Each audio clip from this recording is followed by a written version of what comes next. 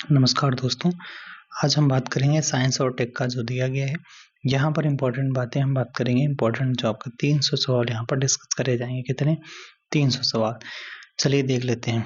भारत का पहला एक्सरे, एक मिनट थोड़ा पेन ले लेते हैं। ये रहा पेन आ गया, ठीक है। इधर आ जाओ भाई। हाँ, तो भारत का पहला एक्सरे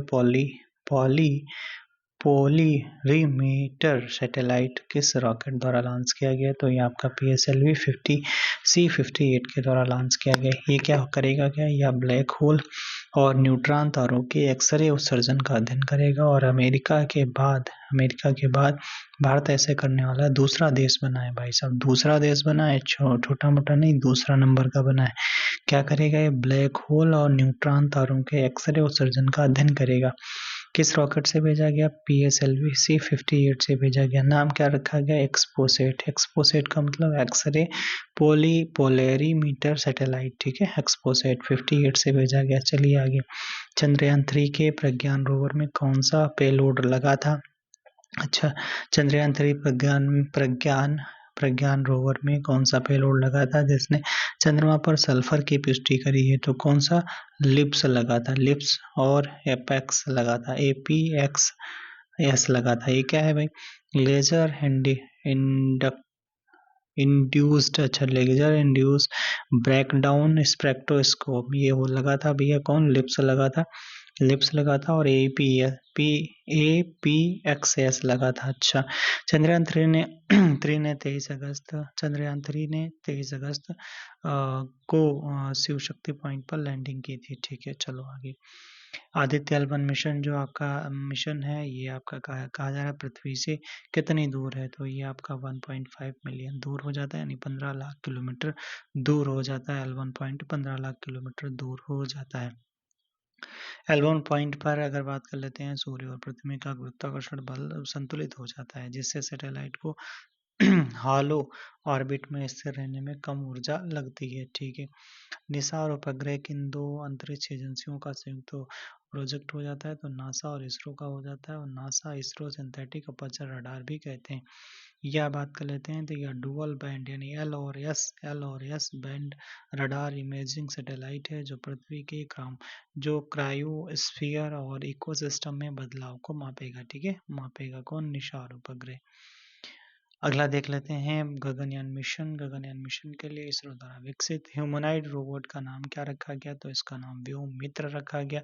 गगनयान भारत का पहला मानव युक्त अंतरिक्ष मिशन है जो LVM 3 रॉकेट से लॉन्च किया जाएगा। नाविक क्या है? तो नेविगेशन विद इंडियन कॉन्स्टलेशन में कितने उपग्रह काम करते हैं? तो 7 है।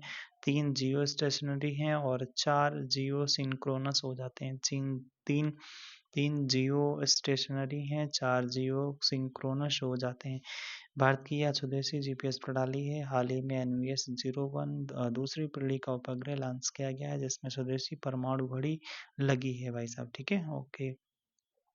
PSLV में कितने चरण होते हैं? तो 4 चरण होते हैं। और ठोस तरल, ठीक है, ऐसे याद कर सकते हो, ठोस तरल, ठीक है। PSLV को इसरो का वर्क हॉर्स कहा जाता है, PSLV को। रक्षा प्रौद्योगिकी एवं द्वि उपयोगी तकनीक की द्वि उपयोगी तकनीक, तो यहाँ से देख लेते हैं भाई क्या है। तो मिशन दिव्यास्त्र के तहत भारत ने किस मिसाइल का सफल परीक्षण किया है? तो अग्नि 5 का किया है। किसके तहत? मिशन दिव्यास्त्र के तहत। MIRV तकनीक पर ये आधारित है। MIRV क्या होती है? तो ये multiple independently targetable re entry vehicle हो जाता है। इस तकनीक से एक ही मिसाइल से कई अलग अलग लक्ष्यों को भेजा जा सकता है। इसकी रेंज आपकी 5000 प्लस किलोमीटर हो जाती है। सॉरी दोस्तों। चलिए आगे देख लेते हैं। 5000 किलोमीटर हो जाती है। अगला है प्रोजेक्ट 75 किससे संबंधित है? तो ये आपका 6 स्वदेशी स्टील्थ पनडुब्बियों के निर्माण से संबंधित है। AIP का मतलब है एयर इंडिपेंडेंट प्रोपल्शन तकनीक का उपयोग होगा जिसमें परमाणु लंबे समय तक पानी के अंदर रह सकेगी। ठीक है, अगला ब्रह्मोस मिसाइल किस प्रकार की मिसाइल है? तो ये सुपरसोनिक क्रूज मिसाइल हो जाती है। यह भारत और रूस का संयुक्त उपक्रम है और इसमें गति मैक 2.8 होती है। हाल ही में फिलीपींस को इसका निर्यात किया गया है। प्रचंड क्या है? तो भाई साहब ये प्रचंड भारत का पहला स्वदेशी लाइट कॉम्बैक्ट हेलीकॉप्टर हो जाता है। ये जो HAL हिंदुस्तान एरोनॉटिकल लिमिटेड द्वारा विकसित किया गया है और यह अधिक ऊंचाई यानी सियाचिन जैसे क्षेत्र पर भी ये काम कर सकता है। कौन? प्रचंड। ये क्या है? Light combat aircraft, light combat helicopter हो जाता है। किसने बनाया? HAL यानी हिंदुस्तान एरोनॉटिकल लिमिटेड के द्वारा विकसित किया गया है। द्विउपयोगी तकनीक यानी का सबसे अच्छा उदाहरण कौन सा हो जाता है? तो GPS हो जाता है और परमाणु ऊर्जा। ये अच्छा अभी एक टेस्ट लगा रहे थे दोस्तों, उसमें हमको मिला था ये वाला क्वेश्चन। ठीक है, तो ये था GPS प्रणाली और परमाणु ऊर्जा, वह तकनीक जिसका उपयोग सैन्य और नागरिक यानी शांतिपूर्ण दोनों उद्देश्यों के लिए किया जा सकता है। जैसे ड्रोन तकनीक, कृषि में, छिड़काव में, सीमा पर निगरानी के लिए किया जाता है ड्रोन तकनीक का। समर समर वायु रक्षा प्रणाली क्या हो जाती है? तो surface to air missile for assured retaliation हो जाती है। कौन? समर। ठीक है, समर एक मिसाइल हो जाती है। समर एक सरफेस टू एयर मिसाइल हो जाती है फॉर एश्योर्ड रिटेलिएशन। ठीक है, अगला यहाँ बात कर लेते हैं। इसे भारतीय वायुसेना द्वारा पुराने रूसी एयर टू एयर मिसाइलों को सतह से हवा में मार करने वाली प्रणाली में बदलकर स्वदेशी रूप से विकसित किया गया है। भारत द्वारा खरीदा गया S-400 ट्रायम्फ क्या है? तो रूस द्वारा निर्मित वायु रक्षा प्रणाली हो जाती है। जैव प्रौद्योगिकी एवं जीव विज्ञान अब देख लेते हैं। कह रहा है कि क्रिस्पर Cas9 तकनीक किससे संबंधित है? तो ये आपका जीन एडिटिंग या लक्षित जीन संशोधन से संबंधित है। आणविक कैंची भी कहा जाता है किसे? CRISPR Cas9 CAS9। ये हाल ही में सिकल सेल एनीमिया के इलाज के लिए कैस कैस GEVY नामक के दुनिया की पहली क्रिस्पर आधारित थेरेपी को मंजूरी मिली है। भारत की पहली स्वदेशी CAR-T सेल थेरेपी का नया नाम क्या रखा गया है? तो ये नया नाम रखा NEXCAR-19 रखा गया। किसने बनाया? तो IIT बॉम्बे और टाटा मेमोरियल अस्पताल द्वारा ब्लड बैंक के इलाज के लिए विकसित किया गया है।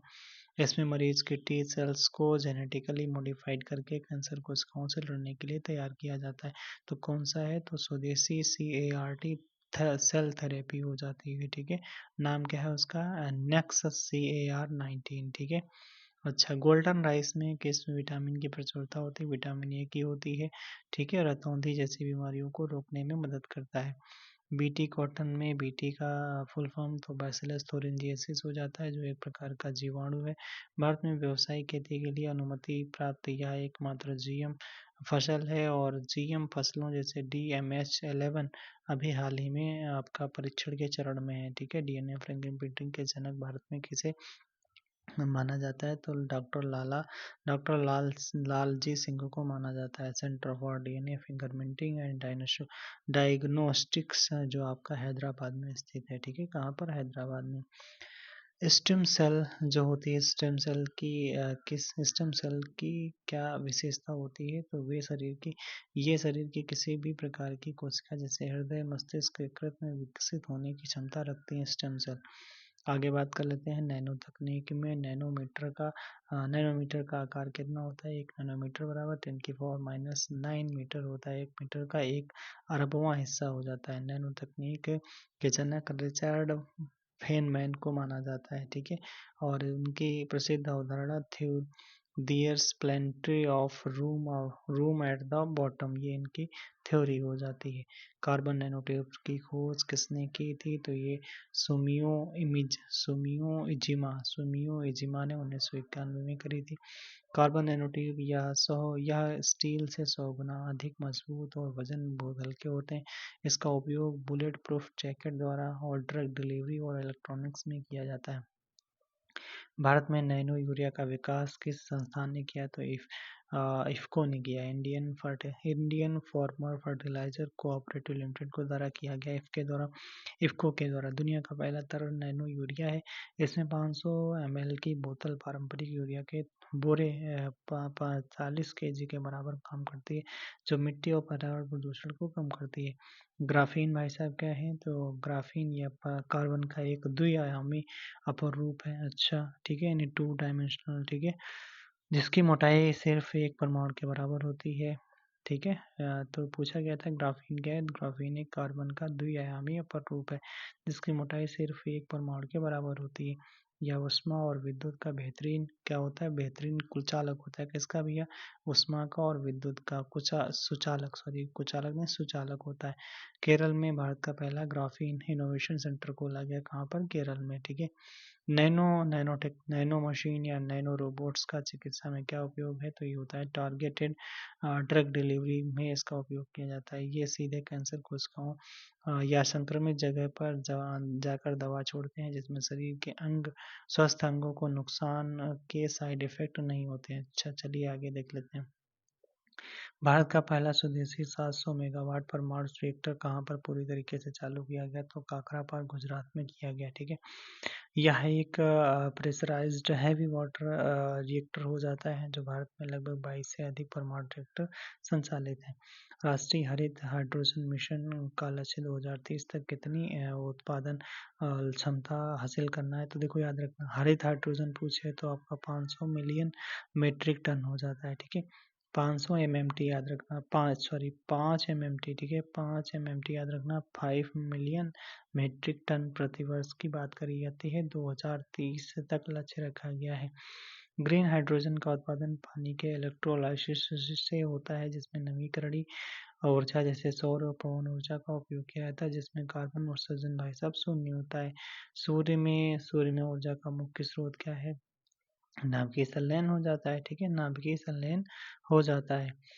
इसमें हाइड्रोजन के समस्थानिक मिलकर हीलियम बनाते हैं, और इस सिद्धांत पर ITER international thermonuclear experimental reactor France में बनाया जा रहा है, जो भारत भी एक सदस्य भी है इसका उसका। अच्छा, भारत में सर्वाधिक स्थापित नवीकरणीय ऊर्जा क्षमता किस स्रोत की है, तो नवीकरणीय ऊर्जा तो पूछे सौर ऊर्जा की और जल विद्युत को छोड़कर। ठीक है, जल विद्युत को छोड़कर भारत ने पंचामृत लक्ष्यों यानी जो इनको अपनाया गया था, कोप 26 ग्लासगो के तहत 2030 तक 500 गीगावाट जो गैर जीवाश्म ईंधन का लक्ष्य रखा गया है।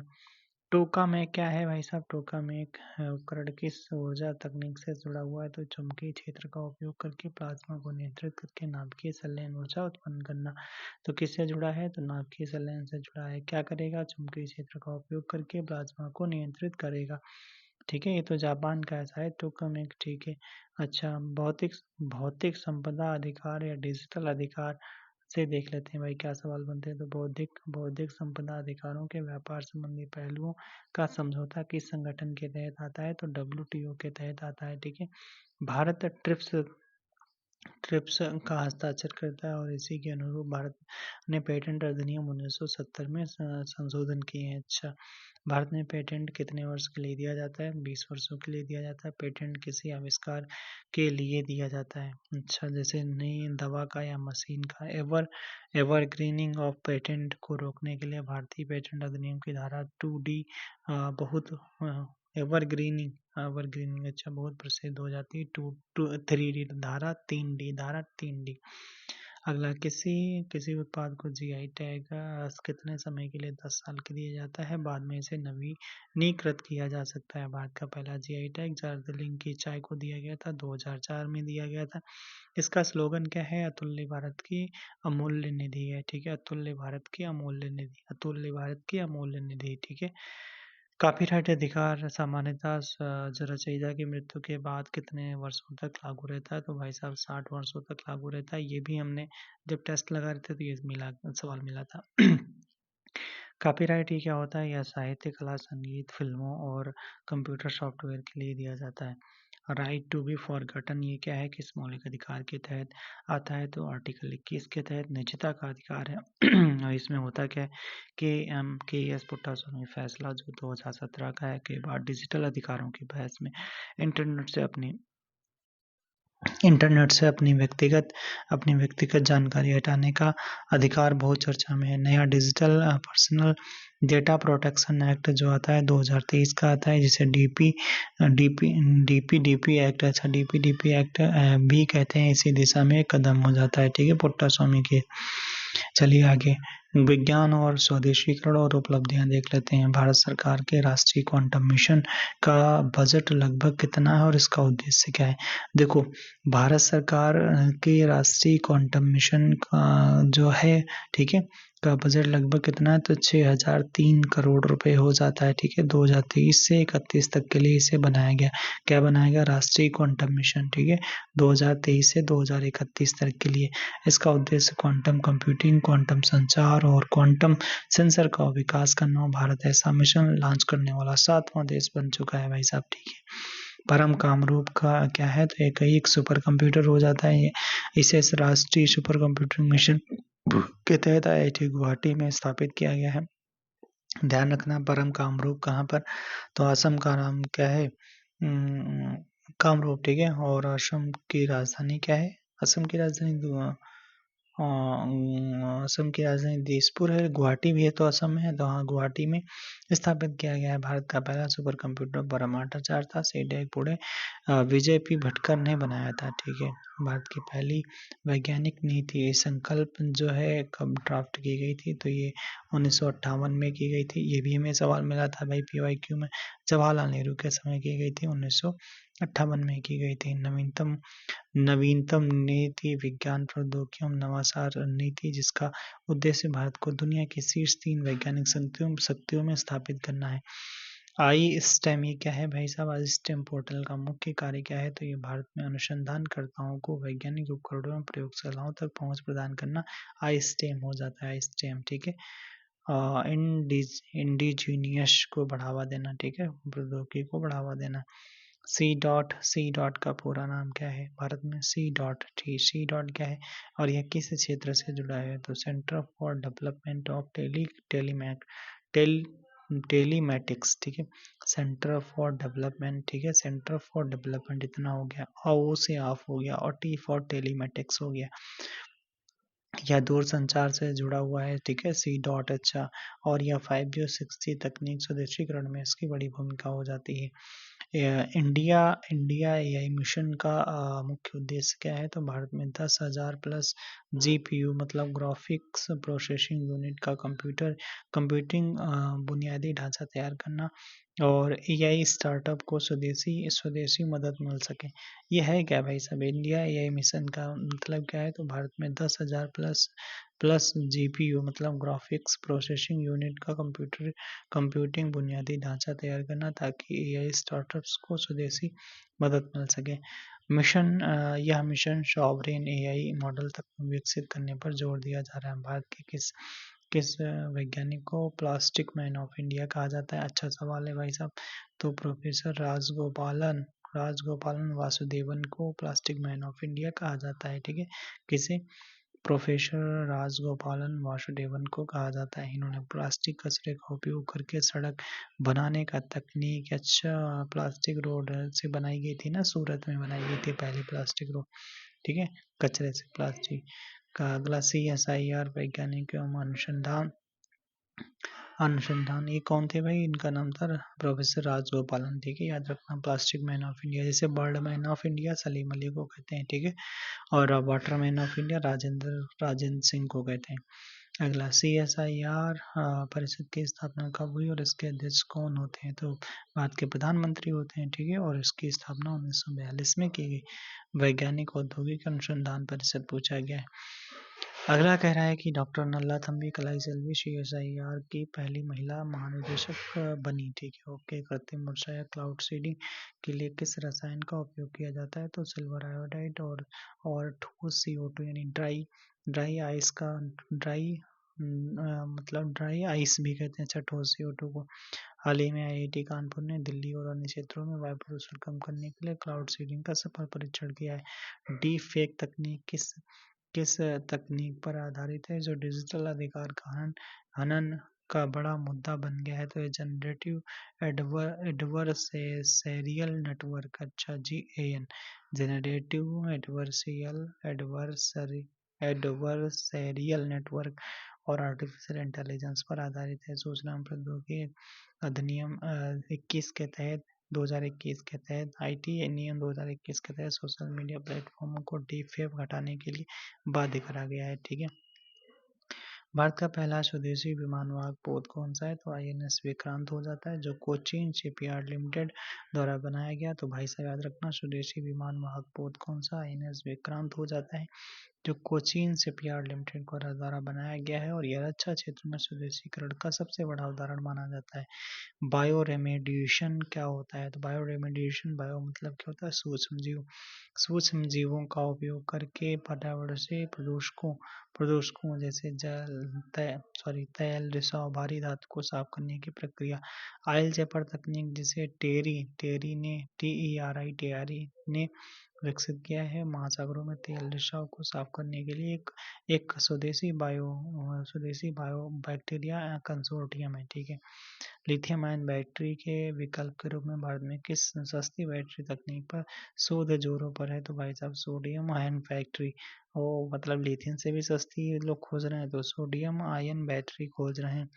लिथियम के लिए भारत दूसरे देशों जैसे चीन है, लैटिन अमेरिका के लिथियम ट्रायंगल पर निर्भर है, इसलिए सोडियम को समुद्र में बहुत प्रचुर मात्रा में इसलिए सोडियम जो समुद्र में प्रचुर मात्रा में स्वदेशीकरण के लिए महत्वपूर्ण है। जम्मू कश्मीर और राजस्थान में लिथियम के भंडार मिले हैं। तो ये सोडियम आयन बैटरी की मतलब रिसर्च चल रहा है अपने देश में। ठीक है, डार्क वेब इंटरनेट का वह हिस्सा है जिसे पारंपरिक सर्च इंजन एक्सेस नहीं कर सकते। इसे एक्सेस करने के लिए किस ब्राउजर का उपयोग किया जाता है? तो टोर का किया जाता है। भाई साहब क्या है टोर? TOR, टोर मतलब क्या है? द ओनियन राउटर टोर जो है। ठीक है, डार्क वेब का इस्तेमाल साइबर क्राइम और अवैध व्यापार में होता है, जिसे रोकने के लिए भारत सरकार ने यानी सर्ट इन जो है अपने यहाँ की जो Indian computer emergency response team है के माध्यम से काम करती है। ठीक है, भारत के बैटरी वेस्ट मैनेजमेंट रूल्स 2022 में किस सिद्धांत को अनिवार्य बनाया गया है? कह रहा है कि बैटरी जो है ना, बैटरी वेस्ट मैनेजमेंट रूल 2022 में किस सिद्धांत को अनिवार्य बनाया गया? तो एक्सटेंडेड प्रोड्यूसर रिस्पॉन्सिबिलिटी। ये मतलब क्या है? तो इसके तहत बैटरी बनाने वाली कंपनी की ही जिम्मेदारी होगी कि वह खराब होने के बाद उसे रिसाइकल करे, और यह सर्कुलर इकोनॉमी का हिस्सा हो जाती है। तो दोस्तों ये कितने हमने 50 सवाल करे हैं। ठीक है, 50 सवाल 20 मिनट में कर लिए हैं। ठीक है, चलिए दोस्तों आगे 51 नंबर पे सवाल पूछा गया। भाई साहब क्या सवाल पूछा गया? सवाल पूछा गया आपसे कि इसरो द्वारा विकसित SSLV मतलब स्मॉल सैटेलाइट लॉन्च व्हीकल की पेलोड क्षमता कितनी है? तो 500 किलोग्राम से तक के उपग्रहों को 500 किलोमीटर की लो अर्थ ऑर्बिट में स्थापित करने का लक्ष्य रखा गया। तो यानी 500 किलोमीटर। ठीक है, इतना याद रखना, काम खत्म हो जाएगा अपना। और ये नैनो सैटेलाइट्स को सस्ते और जल्दी लॉन्च करने के लिए बनाया गया है। इसमें लॉन्च ऑन डिमांड की सुविधा है, भैया लाओ तुरंत डिमांड है, तुरंत हम सप्लाई करेंगे। In space Indian national space promotion and authorisation centre का मुख्य कार्य क्या है? तो ये भारत के अंतरिक्ष क्षेत्र में निजी कंपनियों की भागीदारी को बढ़ावा देना और विनियमित करना, ये हो जाती है इन स्पेस। ठीक है, इन स्पेस करके एक संस्था हो जाती है। ठीक है, अच्छा इसका मुख्यालय कहाँ पर है? अहमदाबाद गुजरात में है। भारत की पहली निजी रॉकेट बनाने वाली कंपनी स्काई रूट एरोस्कोप है, जिसने विक्रम एस रॉकेट लॉन्च करा है। याद रखना, विक्रम एस रॉकेट लॉन्च करा है किसने? स्काई रूट एरोस्कोप ने। कहाँ की है? तो ये भारत की पहली है। ठीक है, और इन स्पेस का हेडक्वार्टर कहाँ पर? अहमदाबाद में हो जाता है। अहमदाबाद कहाँ पर? गुजरात में। नासा के आर्टेमिस मिशन जो है, एक मिनट हट जा भाई। नासा के आर्टेमिस मिशन का उद्देश्य क्या है? तो इसका उद्देश्य मनुष्यों, जिसमें पहली महिला और पहला अश्वेत व्यक्ति शामिल है, को वापस चंद्रमा पर भेजना और वहां स्थायी बेस बनाना। क्या आर्टेमिस मिशन का क्या टारगेट है? इसका टारगेट है कि मनुष्यों, जिसमें पहली महिला पहली महिला और पहला अश्वेत व्यक्ति शामिल है को चंद्रमा पर भेजना और वहाँ स्थायी बेस बनाना। वो भाई साहब, हाल ही में अमेरिका के नेतृत्व वाले आर्टेमिस अकॉर्ड पर हस्ताक्षर किए हैं, जो शांतिपूर्ण और अंतरिक्ष अन्वेषण का समझौता है। इसरो का सबसे भारी रॉकेट कौन सा है, जिसे बाहुबली के नाम से भी जाना जाता है? LVM-3, जिसे पहले GSLV के थर्ड कहा जाता था। रॉकेट से चंद्रयान-2, चंद्रयान-3 और वन वेब के सैटेलाइट लॉन्च किए गए थे। यह 4000 किलो पेलोड को GTO मतलब जियो सिंक्रोनस ट्रांसफर ऑर्बिट में ले जा सकता है। भाई साहब, किसमें? जियो सिंक्रोनस में ले जा सकता है। ठीक है। अच्छा, भुवन क्या है? भुवन एक अच्छा है, तो यह इसरो द्वारा विकसित एक स्वदेशी जियो पोर्टल है जो 3D मैपिंग टूल है। ठीक है, याद रखना। जियो क्या है? जियो, जियो मेरे लाल।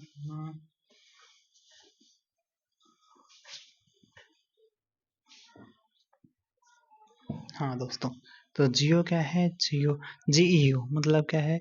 यह कह रहा है कि जियो सॉरी भुवन भुवन भुवन क्या है? तो भुवन ये इसरो द्वारा विकसित एक स्वदेशी क्या है भाई? एक स्वदेशी जियो पोर्टल है जो 3D मैपिंग टूल हो जाता है। यह गूगल अर्थ का भारतीय विकल्प है, जिसका उपयोग शहरी नियोजन, आपदा प्रबंधन और जल संसाधन मैपिंग में किया जाता है। अच्छा, चलिए आगे बात कर लेते हैं रक्षा प्रौद्योगिकी। पिनाका क्या है भाई साहब? पिनाका एक मल्टी बैरल रॉकेट लॉन्चर हो जाता है।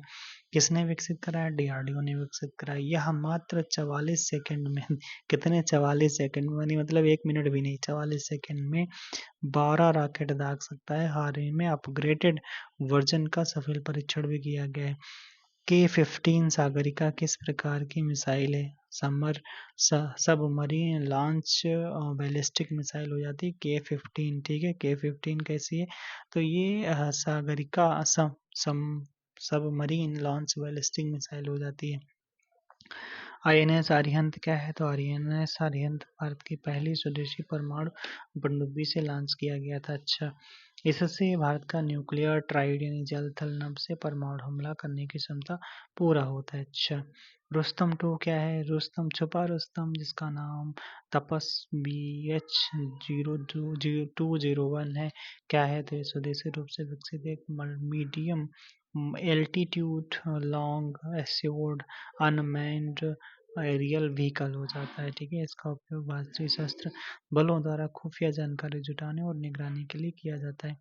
भारत की प्रोजेक्ट कुशा का संबंध किससे है? प्रोजेक्ट कुशा भाई साहब ये स्वदेशी long range surface to air missile से संबंधित हो जाता है। एयर डिफेंस सिस्टम द्वारा सिस्टम विकसित करने से संबंधित हो जाता है। एयर डिफेंस सिस्टम प्रोजेक्ट कुशा। ठीक है, यह सिस्टम रूस के S-400 और इसराइल के आयरन डोम की तरह काम करेगा, जो 350 किलोमीटर दूर से ही दुश्मन के विमानों या मिसाइलों को नष्ट कर देगा। तेजस विज्ञान की मुख्य विशेषता क्या है?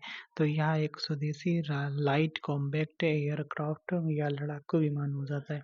यह एक स्वदेशी लाइट कॉम्बैक्ट एयरक्राफ्ट हो जाता है। कौन? तेजस हो जाता है, जो SAL हिंदुस्तान है। ये तो अभी जो ऊपर भी पढ़ा गया था ना, यह हिंदुस्तान एरोनॉटिकल लिमिटेड ने डिजाइन किया है। 4.5 जनरेशन का सुपर सोनिक लड़ाकू विमान हो जाता है। कौन सा? तेजस हो जाता है। क्या है?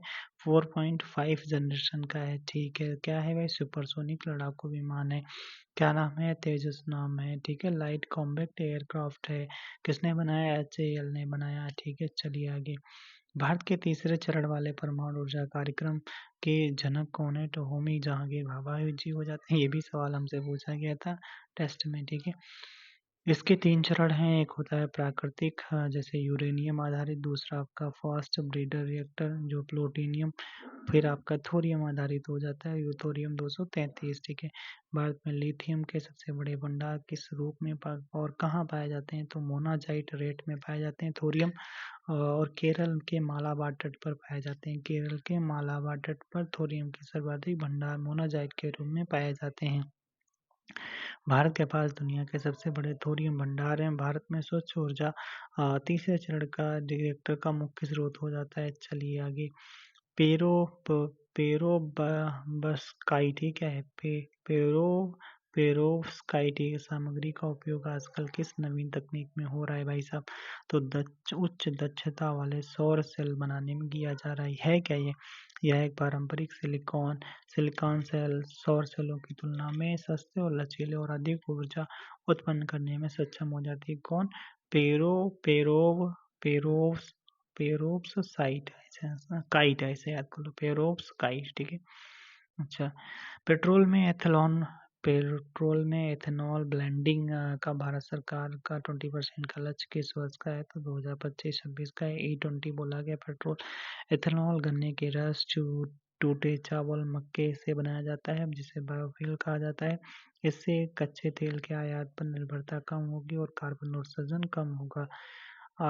OTEC ये क्या है? ओशियन थर्मल एनर्जी कन्वर्जन तकनीक कैसे काम करती है? तो यह समुद्र की सतह के गर्म पानी और गहराई के ठंडे पानी के बीच तापांतर के अंतर का उपयोग करके बिजली पैदा करेगी। ये उनका देख रहे थे वीडियो, उसमें बता रहे थे, मतलब ये समुद्र हो गया, ऐसे खूब पानी भरा है, ठीक है, पानी भरा। तो इसके ऊपर वाला जो टेम्परेचर है, इसके बीच वाला टेम्परेचर, इसके जो बी है, इन सबसे नीचे वाला टेम्परेचर, ठीक है, और इसके बीच में जो एनर्जी है उसका यूज करके क्या बनाई जाएगी? बिजली बनाई जाएगी, ठीक है, ओके, जिसे ओशियन थर्मल एनर्जी कन्वर्जन कहा जाता है। चलिए आगे बात कर लेते हैं। कोविड-19 जांच में उपयोग की जाने वाली पीटी पीसीआर तकनीक में पीटी का क्या अर्थ है? तो ये हो जाता है, सॉरी, पीटी नहीं, आरटी पढ़ रहे हैं, आरटी पीसीआर तकनीक में आरटी का क्या अर्थ है? तो आरटी का मतलब है रिवर्स ट्रांसक्रिप्शन। इस तकनीक में वायरस के आरएनए को पहले डीएनए में बदला जाता है, रिवर्स ट्रांसक्रिप्शन, ताकि पीसीआर यानी पॉलीमरेज चेन रिएक्शन द्वारा उसकी कॉपी बनाकर पहचान की जा सके। 3 पेरेंट बेबी तकनीक को वैज्ञानिक भाषा में क्या कहा जाता है? तो इसे माइटोकॉन्ड्रियल रिप्लेसमेंट थेरेपी कहा जाता है, एमआरटी कहा जाता है। 3 पेरेंट बेबी तकनीक को वैज्ञानिक भाषा में माइटोकॉन्ड्रियल रिप्लेसमेंट थेरेपी कहा जाता है। इसमें होता क्या है? इस तकनीक में माता के दोषपूर्ण माइटोकॉन्ड्रिया को एक स्वस्थ डोनर महिला के माइटोकॉन्ड्रिया से बदल दिया जाता है। अच्छा, जिससे बच्चे में आनुवंशिक बीमारियां नहीं होती हैं, और इसमें 3 लोगों यानी माता पिता और डोनर का डीएनए होता है। अच्छा, तभी तो बोला गया 3 parent baby, okay. Recombinant DNA तकनीक का सबसे आम और व्यावसायिक उपयोग क्या है? तो मानव इंसुलिन का कृत्रिम रूप से उत्पादन क्या है? रिकॉम्बिनेट डीएनए तकनीक का सबसे आम और व्यावसायिक उपयोग क्या है? मानव इंसुलिन का कृत्रिम रूप से उत्पादन, ठीक है, मधुमेह के रोगियों के लिए इस तकनीक द्वारा बैक्टीरिया के, अच्छा, यानी बैक्टीरिया मतलब इकोलाई के डीएनए में मानव इंसुलिन जीन डालकर भारी मात्रा में इंसुलिन बनाया जाता है। अच्छा, बैक्टीरियोफेज क्या होते हैं? तो ये तो आपने सुना होगा, जैसे गंगा का मतलब प्रदूषण वगैरह रोकने के लिए ये बैक्टीरियोफेज नाम है। ये वायरस जो केवल बैक्टीरिया को संक्रमित करते हैं, उन्हें नष्ट कर देते हैं। अच्छा, गंगा नदी का पानी खराब ना होने का मुख्य कारण है बैक्टीरियोफेज की उपस्थिति। एंटीबायोटिक रेजिस्टेंस के खतरे में देखते हुए फेज थेरेपी पर शोध तेज हो रहा है। अच्छा, भारत की पहली एमआरएनए मैसेंजर यानी एमआरएनए वैक्सीन का क्या नाम है? तो जेमकोवैक 19 हो जाती है, जेमकोवैक 19 हो जाती है, जो भी सब कैसी है? एमआरएनए तकनीक पर आधारित है। एशिया पुणे स्थित जेनोवा बायोस्यूटिकल ने विकसित किया है। एमआरएनए तकनीक में सीधे वायरस के बजाय शरीर में आनुवंशिक कोड भेजा जाता है, जो एंटीबॉडी बनाने को निर्देश देता है। चलिए आगे। दैनिक जीवन में सिल्वर नैनो पार्टिकल का उपयोग मुख्य रूप से कहाँ किया जा रहा है? तो ये सिल्वर जो नैनो पार्टिकल्स होते हैं ना, कपड़ों, वाटर प्यूरिफायर और बैंड एड में उनके एंटी बैक्टीरियल गुणों के कारण किया जा रहा है। अच्छा, जीवाणुरोधी गुणों के कारण किया जा रहा है, किसका? सिल्वर नैनो पार्टिकल्स का। किसमें? कपड़ों में, वाटर प्यूरिफायर में, बैंड एड में किया जा रहा है, ठीक है। वर्ष 2023 का रसायन विज्ञान का नोबेल पुरस्कार किस नैनो तकनीक की खोज के लिए दिया गया? तो क्वांटम डॉट्स की खोज के लिए दिया गया, 2023 का नोबेल पुरस्कार दिया गया। क्वांटम डॉट्स बहुत छोटे पार्टिकल्स होते हैं जिनका आकार उनके रंग और गुणों को निर्धारित करता है। इसका उपयोग क्यूएलईडी और टीवी, अच्छा भाई साहब, एलईडी लैंप और ट्यूमर सर्जरी में मार्गदर्शक के रूप में होता है। ठीक है, अच्छा। फास्ट है किस तकनीक पर कार्य करता है? तो ये रेडियो फ्रिक्वेंसी आइडेंटिफिकेशन तकनीक पर यानी आरएफआईडी यानी रेडियो फ्रिक्वेंसी आइडेंटिफिकेशन पर कार्य करता है। यह इलेक्ट्रोमैग्नेटिक फील्ड का उपयोग करके टोल प्लाजा पर चलती गाड़ियों से अपने आप टैक्स काट लेता है। अच्छा, लाईफाई और वाईफाई तकनीक की मुख्य विशेषता क्या है? तो लाईफाई जो होती है वो रेडियो तरंगों के बजाय दृश्य यानी विजिबल लाइट्स का उपयोग डेटा ट्रांसफर के लिए करती है। अच्छा, यानी जो आपका लाईफाई होती है ना वो रेडियो वेव्स के बजाय दृश्य प्रकाश, ठीक है, मतलब कि विजिबल लाइट्स का उपयोग करती है। यह वाईफाई से 100 गुना अधिक तेज होती है। कौन लाईफाई? अच्छा, तो लाईफाई वो नहीं, वो क्या बोलते हो, वो सोनम वांगचुक जी वो बात करते हैं इसके, लद्दाख वगैरह में शायद यही चल रही लाइफ है। इसकी यह सीमा यह है कि ये प्रकाश दीवारों के पार नहीं जा सकता। अच्छा, ओके।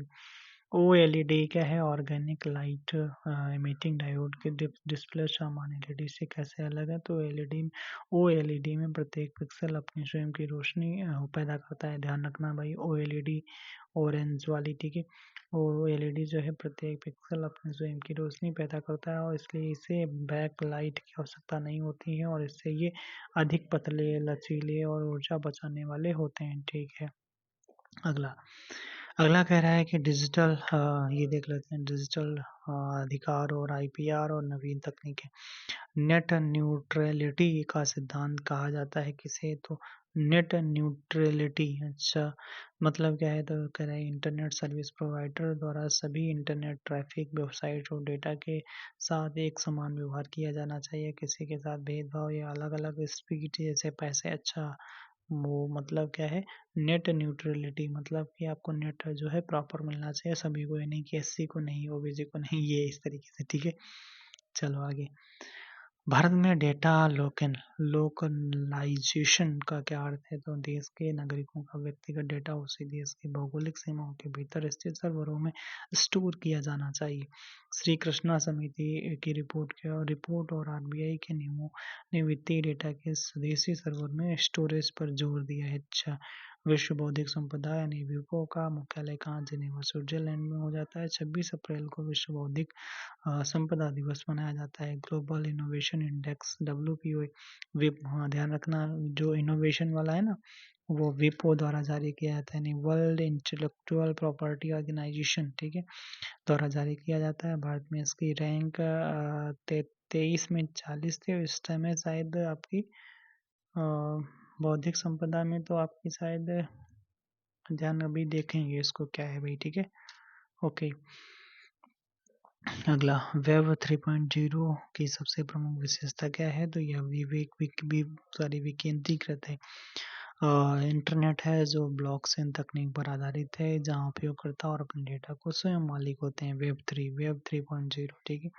अच्छा, क्रिप्टो करेंसी किस अंतर्निहित तकनीक पर कार्य करती है? तो ब्लॉकचेन तकनीक पर भाई साहब कार्य करती है। ब्लॉकचेन को हैक करना, बदलना लगभग असंभव है। भारत सरकार ने डिजिटल ई रूपी के रूप में अपना खुद का central bank digital currency CBDC launch किया है। चलिए सुपर कंप्यूटर और एआई और प्रौद्योगिकी सदस्यीकरण ये भी देख लेते हैं।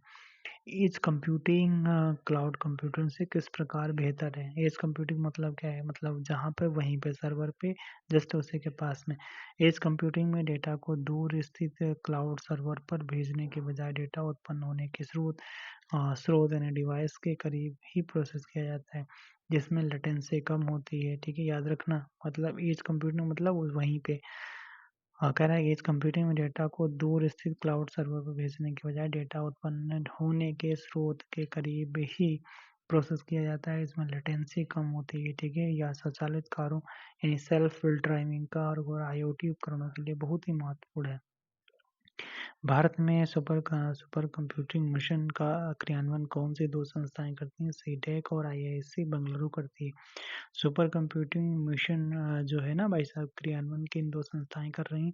तो सीडैक कर रही है और आईआईटी बेंगलुरु कर रही है, ठीक है। और इस मिशन के तहत परम शिवाय, परम शक्ति, परम प्रवेग और परम सिद्धि एआई जैसे सुपर कंप्यूटर भारत में विभिन्न संस्थाओं में स्थापित किए गए हैं। क्वांटम क्वांटम एंटैग एंटैगल एंटैगलमेंट एंटैगलमेंट क्या है? क्वांटम एंटैगलमेंट क्या है? क्वांटम भौतिकी की वह स्थिति जिसमें दो कण एक दूसरे से इस प्रकार जुड़ जाते हैं कि वह कण में बदलाव करने पर दूसरे में तुरंत बदलाव हो जाता है, चाहे वे ब्रह्मांड में कितने भी दूर क्यों ना हो। अच्छा, क्वांटम एंटैगलमेंट मतलब एक में बदलाव करोगे तो दोनों में बदलाव हो जाएगा। अच्छा, क्वांटम भौतिकी की वह स्थिति जिसमें दो कण मतलब एक दूसरे से इस प्रकार जुड़ जाते हैं कि वे एक कण में बदलाव करने पर दूसरे में तुरंत बदलाव होता है, चाहे वे ब्रह्मांड में कितनी भी दूर क्यों ना हो। चाहे अल्बर्ट आइंस्टीन ने इसे spooky action at A distance कहा था। क्वांटम कम्युनिकेशन इसी पर आधारित है, ठीक है। चलिए आगे। 5G नेटवर्क मुख्य रूप से किस स्पेक्ट्रम बैंड पर कार्य करता है? तो इसकी गति क्या है? तो ये लो, मिड और हाई फ्रिक्वेंसी बैंडविड्थ पर कार्य करता है। किस पर? 5G जो है लो, मिड और हाई। इसकी अधिकतम गति 10 Gbps से 10 Gbps तक हो सकती है। 10 Gbps तक हो सकती है किसकी? 5G की। जनरेटिव एआई का सबसे प्रसिद्ध उदाहरण कौन सा है और यह कैसे काम करता है? तो चैट जीपीटी और जेमिनी हो जाता है। लार्ज लैंग्वेज मॉडल एलएलपी पर कार्य करते हैं।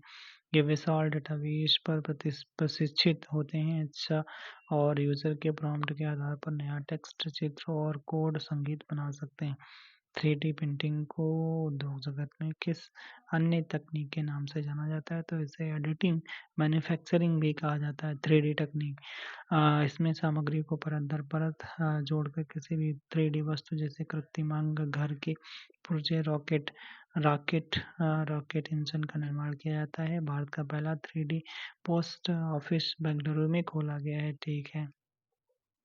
बायो इंफॉर्मेटिक्स क्या है? बायो इंफॉर्मेटिक्स क्या है? मतलब क्या है? जीव विज्ञान, कंप्यूटर विज्ञान और सूचना प्रौद्योगिकी का संयोजन ही बायो इंफॉर्मेटिक्स। अच्छा, मतलब बायो यानी बायो भी जीव विज्ञान हो गया। इंफॉर्मेटिक्स इंफॉर्मेशन मतलब सूचना प्रौद्योगिकी, मैटिक्स मतलब फिजिक्स। अच्छा, संयोजन और जिसमें जैविक डेटा जैसे डीएनए अनुक्रम का विश्लेषण किया जाता है। भारत में अटल इनोवेशन मिशन किस संस्था की पहल है? तो नीति आयोग की पहल हो जाती है। इसका उद्देश्य देश भर के स्कूलों जैसे अटल टिंकरिंग लैब और विश्वविद्यालयों में नवाचार और उद्यमिता की संस्कृति को बढ़ावा देना। क्रायोजेनिक इंजन में ईंधन के रूप में किसका प्रयोग किया जाता है? तरल हाइड्रोजन और तरल ऑक्सीजन का प्रयोग किया जाता है। तरल हाइड्रोजन जो होती है -200 डिग्री 253 डिग्री सेंटीग्रेड और तरल जो ऑक्सीजन होता है -183 डिग्री सेंटीग्रेड पे।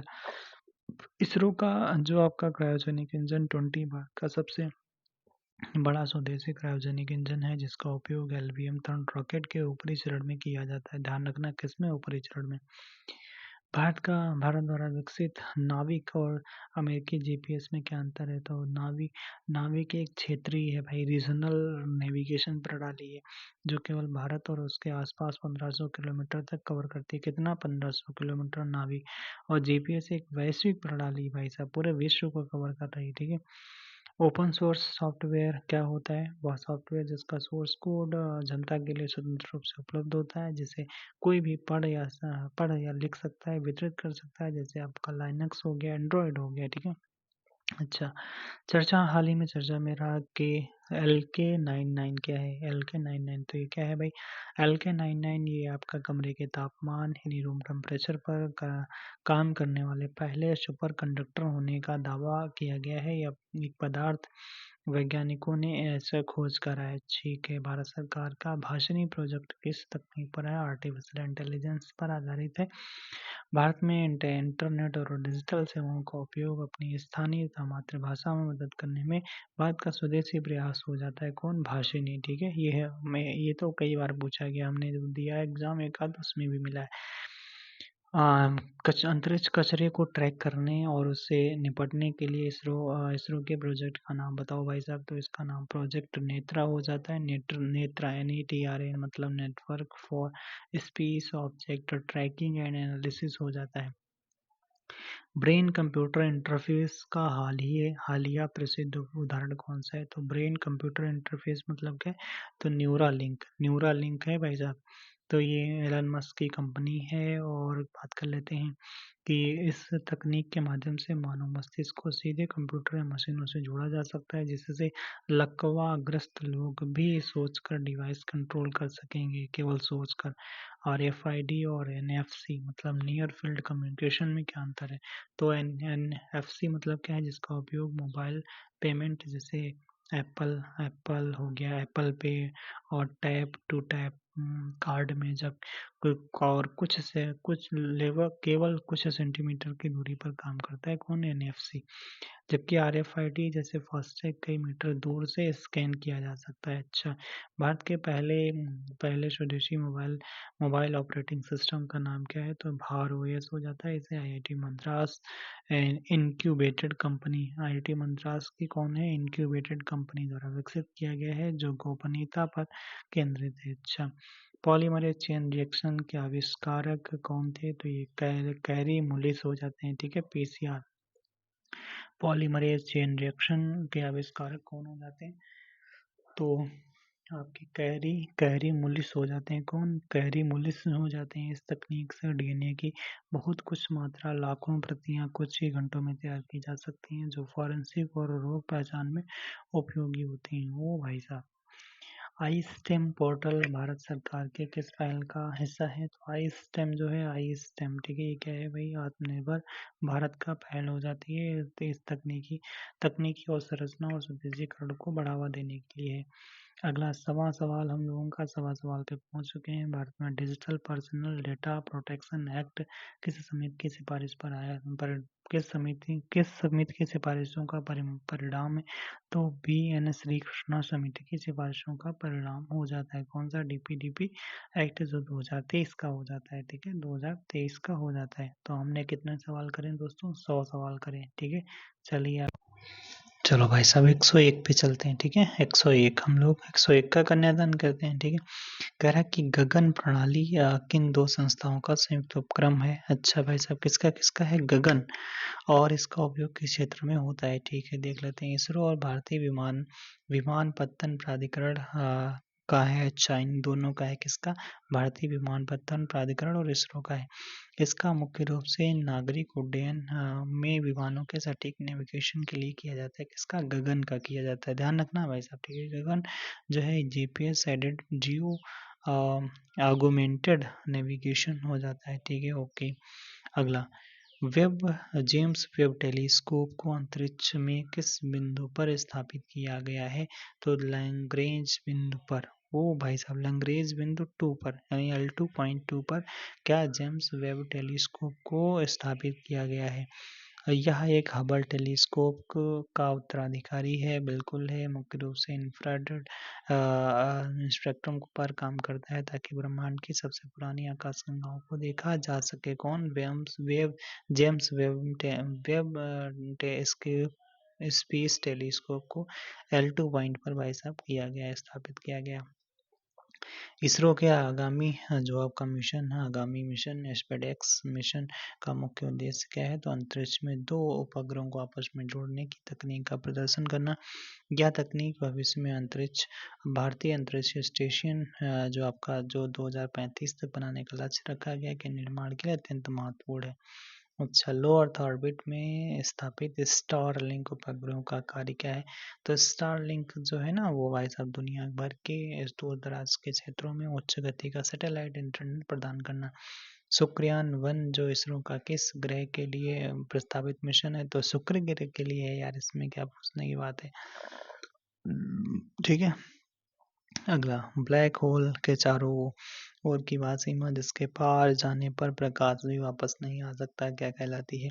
उसे इवेंट होराइजन कहते हैं। ध्यान रखना भाई। कह रहे कि ब्लैक होल के चारों ओर, बिल्कुल ब्लैक होल के चारों ओर वासिम है जिसके पास जाने पर प्रकाश भी वापस नहीं आ जाता, उसे इवेंट होराइजन कहा जाता है। ठीक है।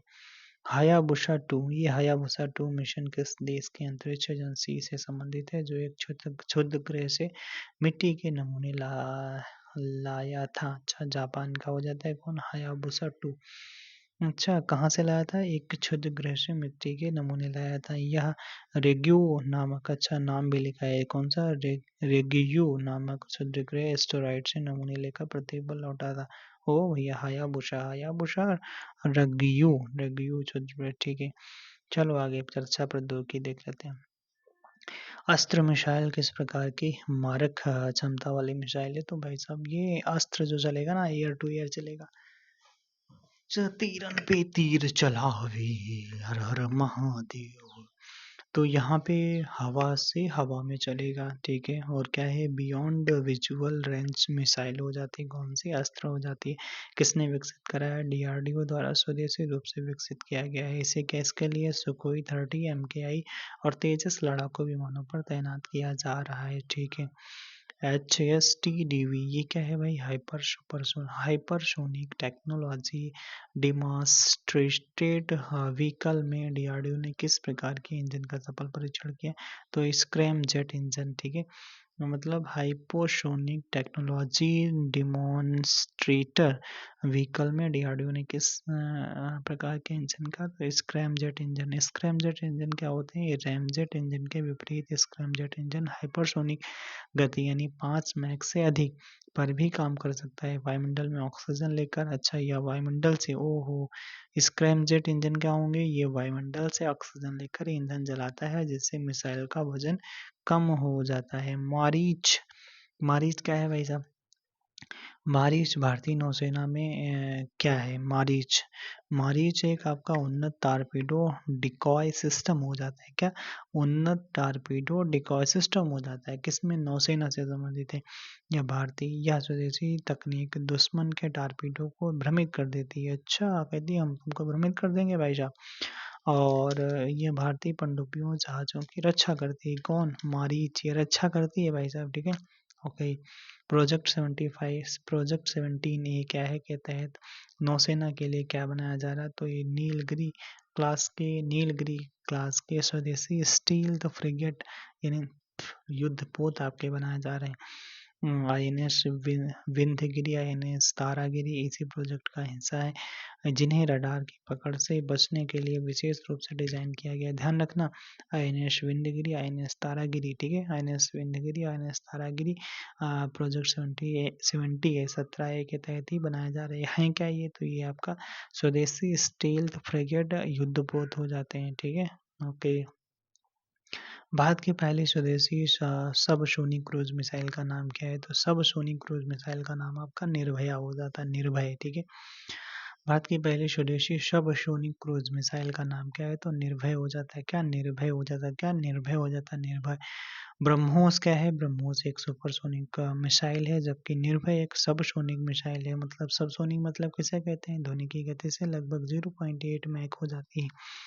यह ट्री टाइप ऊंचाई पर उड़ सकती है, जिससे रडार इसे पकड़ नहीं सकते हैं। चलिए आगे देख लेते हैं। ईंधन सेल में हाइड्रोजन और ऑक्सीजन की प्रतिक्रिया से क्या उत्पाद निकलता है।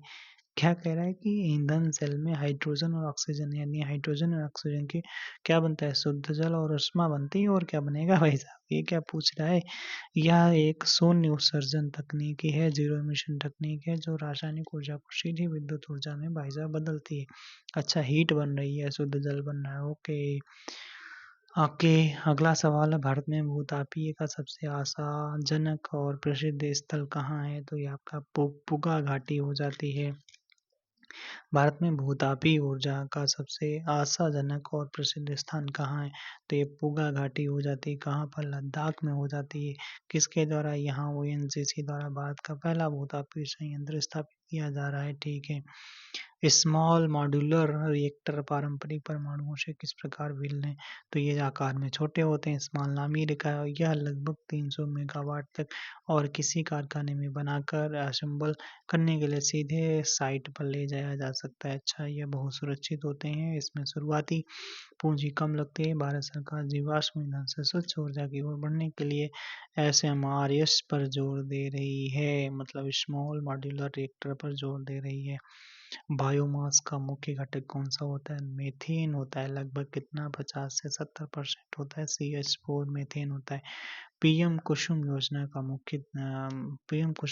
का मुख्य तकनीक के उद्देश्य क्या है? कुसुम योजना क्या किससे संबंधित है? तो किसानों को डीजल पंपों के स्थान पर सौर ऊर्जा चालित पंप उपलब्ध कराना। ठीक है, चलिए आगे लग देते हैं। जैव प्रौद्योगिकी और सूक्ष्म जीव विज्ञान कह रहा है एक चीज, जूनोटिक बीमारियां क्या होती हैं? वे संक्रामक बीमारियां जो जानवरों से मनुष्यों में फैलती हैं, जैसे आपका रेबीज हो गया, इबोला हो गया, निपा वायरस हो गया, कोविड-19 हो गया, ये जानवरों से फैलते हैं। ठीक है, okay. Somatic cell nuclear transfer, ये क्या है? तकनीक का उपयोग किस वैज्ञानिक उपलब्धि में किया गया है? तो ये पहली स्तनधारी क्लोनिंग मतलब कि डॉली भेड़ के निर्माण में किया गया है। ध्यान रखना कि इसमें जो डॉली भेड़ में किसका प्रयोग किया गया है? तो सोमैटिक सेल न्यूक्लियर ट्रांसफर तकनीक का उपयोग किया गया है। इसमें शरीर की एक सामान्य कोशिका के केंद्र को एक खाली अंडाणु में डाला जाता है। ठीक है, भारत में आनुवंशिक रूप से जीएम फसलों के व्यावसायिक उपयोग की मंजूरी कौन सी वैधानिक संस्था देती है? ध्यान रखना इसको, जीएम फसलों को वैधानिक मान्यता कौन देगा? तो जेनेटिक इंजीनियरिंग मूल्यांकन समिति देगी। कौन? जेनेटिक इंजीनियरिंग मूल्यांकन समिति देगी। यह पर्यावरण, वन एवं जलवायु परिवर्तन मंत्रालय के अधीन कार्य करती है। ठीक है, मोनोक्लोनल एंटीबॉडीज क्या है जिसका उपयोग कैंसर और ऑटोइम्यून बीमारियों के इलाज में हो रहा है? मोनोक्लोनल एंटीबॉडीज, इसका उपयोग कैंसर में किया जा रहा है, बिल्कुल। और इसका जो अगर बात कर लेते हैं ऑटोइम्यून बीमारियों के इलाज में हो रहा है, तो ये प्रयोगशाला में बनाई गई कृत्रिम एंटीबॉडी है भाई साहब, प्रोटीन है क्या? मोनोक्लोनल एंटीबॉडी जो है ना, वो मोनोक्लोनल वाली है, वो एंटीबॉडी है। कैसी है? कृत्रिम प्रोटीन है, बिल्कुल, जो प्रतिरक्षा प्रणाली की नकल करती हैं और शरीर में किसी विशिष्ट लक्ष्य जैसे कैंसर कोशिका से जुड़ जाती हैं। प्रोबायोटिक्स क्या होते हैं? प्रोबायोटिक्स मतलब ये जीवित सूक्ष्म जीव मतलब लाभकारी बैक्टीरिया या यीस्ट होते हैं जो मुख्य रूप से हमारे पाचन को स्वस्थ रखते हैं, उन्हें हम प्रोबायोटिक्स कहते हैं। ठीक है, बायोसेंसर का सबसे आम घरेलू उदाहरण क्या है? तो ब्लड ग्लूकोज मॉनिटर। अच्छा, बायोसेंसर ध्यान रखना, मतलब कह रहा है कि जो बायोसेंसर होते हैं ना भाई साहब, बायोसेंसर का सबसे आम घरेलू उदाहरण कौन सा है? तो ये हो जाता है ब्लड ग्लूकोज मॉनिटर हो जाता है। यह एक विश्लेषणात्मक उपकरण है जो किसी रासायनिक पदार्थ जैसे रक्त में शर्करा की पहचान जैसे घटक एंजाइम का उपयोग करता है। ठीक है, बायोपायरेसी से आप क्या समझते हो? बायोपायरेसी, ठीक है, मतलब चुराना। पायरेसी मतलब चुराना, और बायो मतलब क्या है? जैसे आपका बहुराष्ट्रीय कंपनियों द्वारा किसी देश के पारंपरिक जैविक संसाधनों का ज्ञान, जैसे कि हल्दी, नीम, बासमती चावल का बिना उचित अनुमति और बिना उचित लाभ साझा क्या पेटेंट करा लेना, मतलब दूसरा देश कोई पेटेंट करा ले। ठीक है, वही बायोपायरेसी। नैनो तकनीक के क्षेत्र में बॉटम दृष्टिकोण का क्या अर्थ है? बॉटम दृष्टिकोण मतलब नीचे से ऊपर, मतलब क्या है? अलग अलग परमाणुओं और अणुओं को जोड़कर नैनो स्केल की सामग्री का संरचना या निर्माण करना। नैनो मेडिसिन में डेडिमर्स क्या है? तो ये पेड़ की शाखाओं जैसे संरचना वाले नैनो पॉलीमर हैं। अच्छा, नैनो पॉलीमर हो जाते हैं। इसका उपयोग टारगेटेड ड्रग डिलीवरी, दवा को सही जगह पहुंचाने में किया जाता है। लोटस इफेक्ट, ये भी कई बार पूछा जाता है। लोटस इफेक्ट जो होता है ना, किस नैनो वैज्ञानिक गुण का उदाहरण है? ये सुपर हाइड्रोफोबिसिटी, ये क्या होता है भाई? पानी को पूरी तरह प्रतिकर्षित करने का गुण। अच्छा, लोटस इफेक्ट नैनो वैज्ञानिक गुण का उदाहरण है, बिल्कुल। और ये होता क्या है? तो सुपर हाइड्रोफोबिसिटी पानी को पूरी तरह प्रतिकर्षित करने का गुण है। कमल के पत्तों पर, अच्छा, लोटस तभी तो नाम रखा है। कमल के पत्तों पर नैनो स्केल संरचनाएं होती हैं, बिल्कुल होती हैं, जिसके कारण पानी उन पर नहीं टिकता है। इसी सिद्धांत पर स्व-सफाई वाले सेल्फ क्लीनिंग कांच और कपड़े बनाए जाते हैं। ओहो! लोटस इफेक्ट कपड़ों से संबंधित, ठीक है, मतलब स्वतः सफाई वाले, ठीक है। कृषि क्षेत्र में नैनो सेंसर्स का क्या अनुप्रयोग है? तो इसका उपयोग हो जाता है मिट्टी में पोषक तत्वों की कमी, नमी के स्तर और फसल की बीमारियों का बहुत स्तर पर रियल टाइम पता कर लगाना, ठीक है। चलिए आगे, बौद्धिक संपदा और डिजिटल अधिकार तो देख लेते हैं। पेटेंट पोलिंग क्या है? ये भी एक सवाल पूछा गया था एसटी में। दो या दो से अधिक कंपनियों का एक समझौता जिसमें वे अपने पेटेंट को एक दूसरे के साथ किसी तीसरे पक्ष के साथ साझा करने के लिए सहमत होती हैं ताकि नई तकनीक का विकास सस्ता और तेज हो सके। उसे हम प्रोजेक्ट पूलिंग कहते हैं। पूलिंग मतलब कह रहा है कि दो या दो से अधिक कंपनियों का एक समझौता जिसमें वे अपने पेटेंट को एक दूसरे के साथ किसी तीसरे पक्ष के साथ साझा करने के लिए सहमत होती हैं, जिससे ताकि नई तकनीक का विकास सस्ता और तेज हो सके। बौद्धिक संपदा से जुड़े बर्न कन्वेंशन, बौद्धिक संपदा से संबंधित, ध्यान रखना किससे संबंधित है, बौद्धिक संपदा से। कौन सम्मेलन बर्न कन्वेंशन का संबंध किस अधिकार से? तो कॉपीराइट से। बर्न कन्वेंशन किससे संबंधित है? कॉपीराइट से। साहित्यिक और कलात्मक कार्यों का संरक्षण करना। क्रिएटिव कॉमन्स लाइसेंस का उद्देश्य क्या है? तो यह एक मुफ्त कॉपीराइट लाइसेंस है जो रचनाकारों को अपना अपना काम जनता के साथ साझा करने की अनुमति देता है, जिसमें वे यह तय करते हैं कि उनके काम का उपयोग कैसे किया जाएगा, अच्छा व्यावसायिक या गैर व्यावसायिक कैसे किया जाए, उसे क्रिएटिव कॉमन्स कहते हैं। प्रश्न सुरक्षा, साइबर सुरक्षा में zero click attack. Zero click attack क्या है? जो पेगासस सॉफ्टवेयर के रूप के संदर्भ में चर्चा में था। यह एक ऐसा साइबर हमला है जिसमें हैकर द्वारा डिवाइस को हैक करने के लिए उपयोगकर्ता को किसी भी लिंक पर क्लिक करने की आवश्यकता नहीं होती। तभी तो लिखा है जीरो क्लिक अटैक, मतलब लिंक पे नहीं करोगे तब भी तुम्हारा हैक हो जाएगा।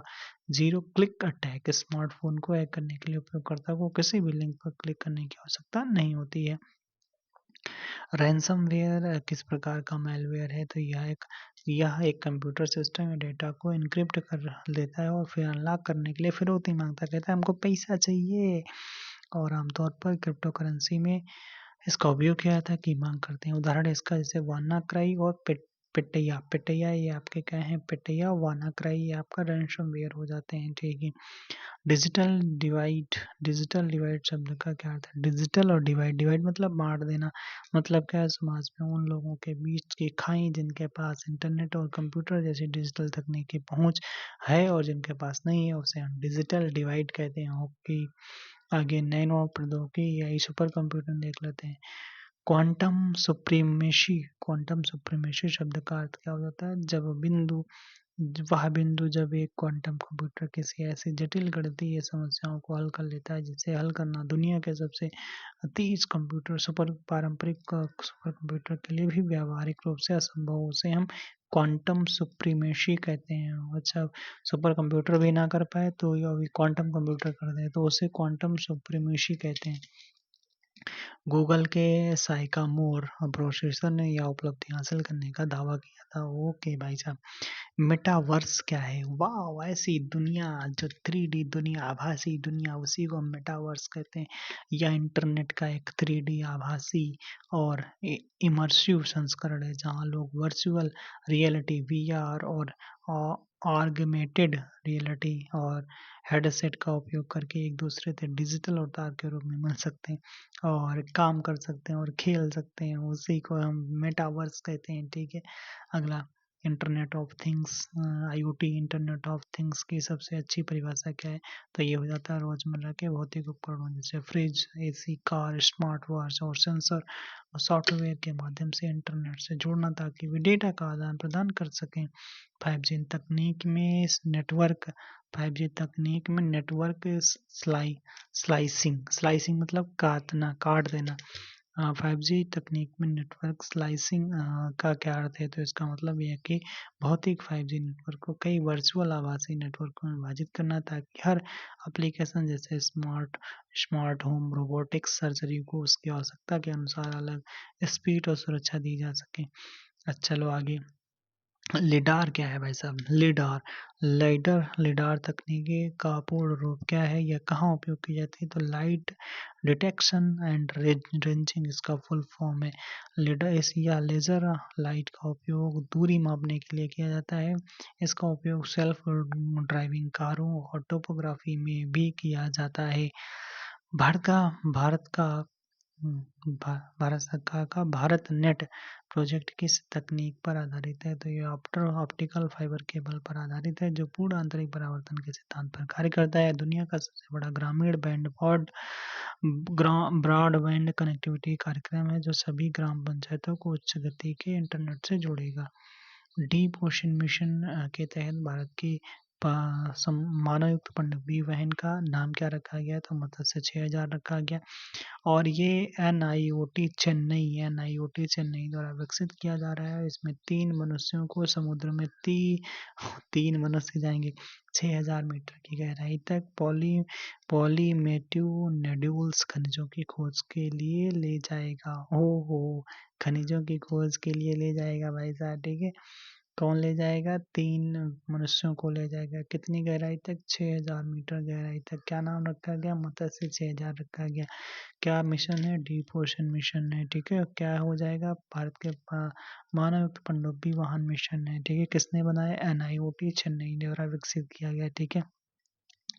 वो आइडेक्स लगाने वाली नहीं है, ठीक है। इनोवेशन फॉर डिफेंस एक्सीलेंस, ठीक है, का पहल का उद्देश्य क्या है? तो रक्षा और एरोस्पेस क्षेत्र में स्टार्टअप, एमएसएमई और व्यक्तिगत नवोन्मेषकों को अनुदान देकर प्रौद्योगिकी का स्वदेशीकरण करना, ठीक है। ड्रोन के संचालन के लिए नागरिक उड्डयन मंत्रालय द्वारा लॉन्च किए गए ऑनलाइन प्लेटफॉर्म का नाम क्या रखा गया? तो इसका डिजिटल स्काई प्लेटफॉर्म रखा गया भाई साहब, डिजिटल स्काई प्लेटफॉर्म रखा गया। यह no permission no take off की नीति पर काम करता है, ताकि भारत का हवाई क्षेत्र सुरक्षित रहे। No permission no take off, no permission no take off. क्या नाम रखा गया? डिजिटल स्काई प्लेटफॉर्म रखा गया। भविष्य के इलेक्ट्रॉनिक कार्यों के लिए सॉलिड स्टेट बैटरी, अच्छा, एसएसबी सॉलिड स्टेट बैटरी वर्तमान लिथियम आयन बैटरी से बेहतर क्यों मानी जाती है? सॉलिड स्टेट बैटरी अच्छा क्यों मानी जाती है? क्योंकि इसमें तरल इलेक्ट्रोलाइट के बजाय ठोस इलेक्ट्रोलाइट्स का उपयोग होता है। इसमें आग लगने का खतरा नहीं होता है। लिथियम आयन में आपका आग लग सकती है, ठीक है। इसमें आग नहीं लगेगी सॉलिड स्टेट बैटरी में। ऊर्जा घनत्व बहुत अधिक होता है, ठीक है। पर्यावरणीय तकनीक CCUS पूर्ण रूप क्या है? तो इसका हो जाता है कार्बन कैप्चर, बिल्कुल carbon capture, utilisation and storage. ओ भाई साहब, CCUS carbon capture, utilisation and storage, S for storage. यह उद्योगों और पावर प्लांट से निकलने वाली CO2 गैस को वायुमंडल में जाने से पहले ही सोख लेती है। ओहो, उसे रसायनों में बदल देता है और जमीन के नीचे स्टोर कर देता है, जिससे ग्लोबल वार्मिंग कम होती है। ब्लू ब्रेन प्रोजेक्ट क्या है? ये भी अच्छा सवाल है। ब्लू ब्रेन प्रोजेक्ट ये क्या है? यह कृत्रिम AI और सुपर कंप्यूटिंग का उपयोग करके मानव मस्तिष्क का एक पूर्ण डिजिटल पुनर्वितरण बनाने का प्रयास है। भारत सरकार के किस मंत्रालय के तहत CDEC कार्य करता है? तो ये माइटी मिनिस्ट्री के अंतर्गत।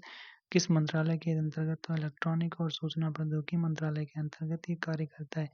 ओके, यही संस्था सुपर कंप्यूटर मिशन को भी लीड कर रही है। कौन? माइटी वाली। यही संस्था कौन सी? CDEC वाली। अच्छा, होलोग्राम तकनीक किस पर कार्य करता है? तो यह प्रकाश का व्यतिकरण और विवर्तन पर कार्य करता है। ध्यान रखना भाई साहब, होलोग्राम है ना, जो होलोग्राम का एक जो प्रकाश का व्यतिकरण और आपका इंटरफेरेंस और आपका डिफ्रैक्शन ऑफ लाइट पे कार्य करता है। कौन? होलोग्राम करता है। यह 2D पर 3D चित्र यानी त्रिआयामी छवि बनाने की फोटोग्राफिक तकनीक है। ब्लैक बॉक्स जो हवाई जहाजों में लगा होता है, उसका वास्तविक रंग क्या होता है? इसका वास्तविक रंग आपका चमकीला नारंगी होता है। इसका तकनीकी नाम फ्लाइट डेटा रिडक्टर यानी एफडीआर फ्लाइट डेटा रिडक्टर नाम हो जाता है। तकनीकी नाम फ्लाइट डेटा रिकॉर्डर हो जाता है। Flight data recorder. अगला सवाल, भारत की राष्ट्रीय हरित ट्रिब्यूनल की स्थापना किस वर्ष हुई थी और यह किस प्रकार की संस्था है? तो ये 2010 में है। यह एक वैधानिक संस्था है। कैसी संस्था है भाई साहब? यह एक वैधानिक संस्था है जो पर्यावरण संरक्षण, प्राकृतिक संसाधनों से संबंधित मामलों का तेजी से निपटान करती है। ऑस्ट्रेलिया और न्यूजीलैंड के बाद भारत ऐसा विशेष पर्यावरण न्यायाधिकरण स्थापित करने वाला तीसरा देश बना है। भाई साहब तीसरा देश ये बना है, ठीक है, मामूली बात है, मजाल नहीं, मतलब मामूली बात नहीं है, ठीक है। हमने कितने सवाल कर चुके हैं? 150। चलिए भाई साहब आगे देख लेते हैं। आगे कह रहा है इसरो की वाणिज्यिक शाखा न्यू स्पेस इंडिया लिमिटेड यानी और इन स्पेस के कार्यों के बीच में क्या अंतर है? न्यू स्पेस तो रेगुलेट करेगा ना। कह रहा है कि एनएसआईएल मतलब इसरो की तकनीक और उपग्रहों का व्यावसायीकरण उपयोग जैसे विदेशी उपग्रहों का प्रक्षेपण करना, जबकि इन स्पेस निजी क्षेत्र की कंपनियों जैसे स्काई रूट अग्निकुल को अंतरिक्ष क्षेत्र में काम करने के लिए अनुमति तथा बुनियादी ढांचा प्रदान करने के लिए नियामक हो जाता है, रेगुलेटरी, ठीक है। ओके। भू-स्थैतिक कक्षा यानी जियो स्टेशनरी ऑर्बिट पृथ्वी की भूमध्य रेखा से कितनी ऊंचाई पर स्थित होती हैं? तो ये 36,000 किलोमीटर, लगभग 36,000, ठीक है। 35,786 है, ठीक है। कभी कभी एग्जाम वालों का मूड फिर जाता तो ऐसे डाटा दे देते हैं, ठीक है, तो उसको तो देखना पड़ेगा आपको, ठीक है। तो क्या हो जाएगा? 36,000 लगभग किलोमीटर, 35,786 किलोमीटर। यह इस कक्षा में उपग्रह पृथ्वी के घूर्णन गति 24 घंटे के साथ, अच्छा 24 घंटे के गति जो होती है अच्छा के साथ घूमते हैं, इसलिए वे पृथ्वी से हमेशा एक ही जगह पर दिखाई देते हैं। संचार उपग्रह यहाँ स्थापित किए जाते हैं। ओके, संचार वाले। केसलर सिंड्रोम, अच्छा सवाल है। केसलर सिंड्रोम अंतरिक्ष विज्ञान में किस गंभीर खतरे को सिंड्रोम, ठीक है, कह रहा है कि अंतरिक्ष कचरे से संबंधित है उस प्रक्रिया को जहां कचरे की एक दूसरे से टकराव और अधिक कचरा उत्पन्न होता है, जिससे भविष्य और अंतरिक्ष यात्रा उपग्रह प्रक्षेपण असंभव हो सकता है। बिल्कुल, ज्यादा जब अंतरिक्ष में कचरा हो जाएगा तो लफड़ा हो जाएगा ना। इसरो का तरल अपभू मोटर मतलब लिक्विड अपोजी मोटर तकनीक का उपयोग कहाँ किया जाता है? तो उपग्रहों को एक कक्षा से दूसरी कक्षा में ले जाने और अन्य उपग्रहों जैसे मंगल और चंद्रमा की कक्षा में उपग्रह की गति धीमा करके स्थापित करने के लिए किया जाता है।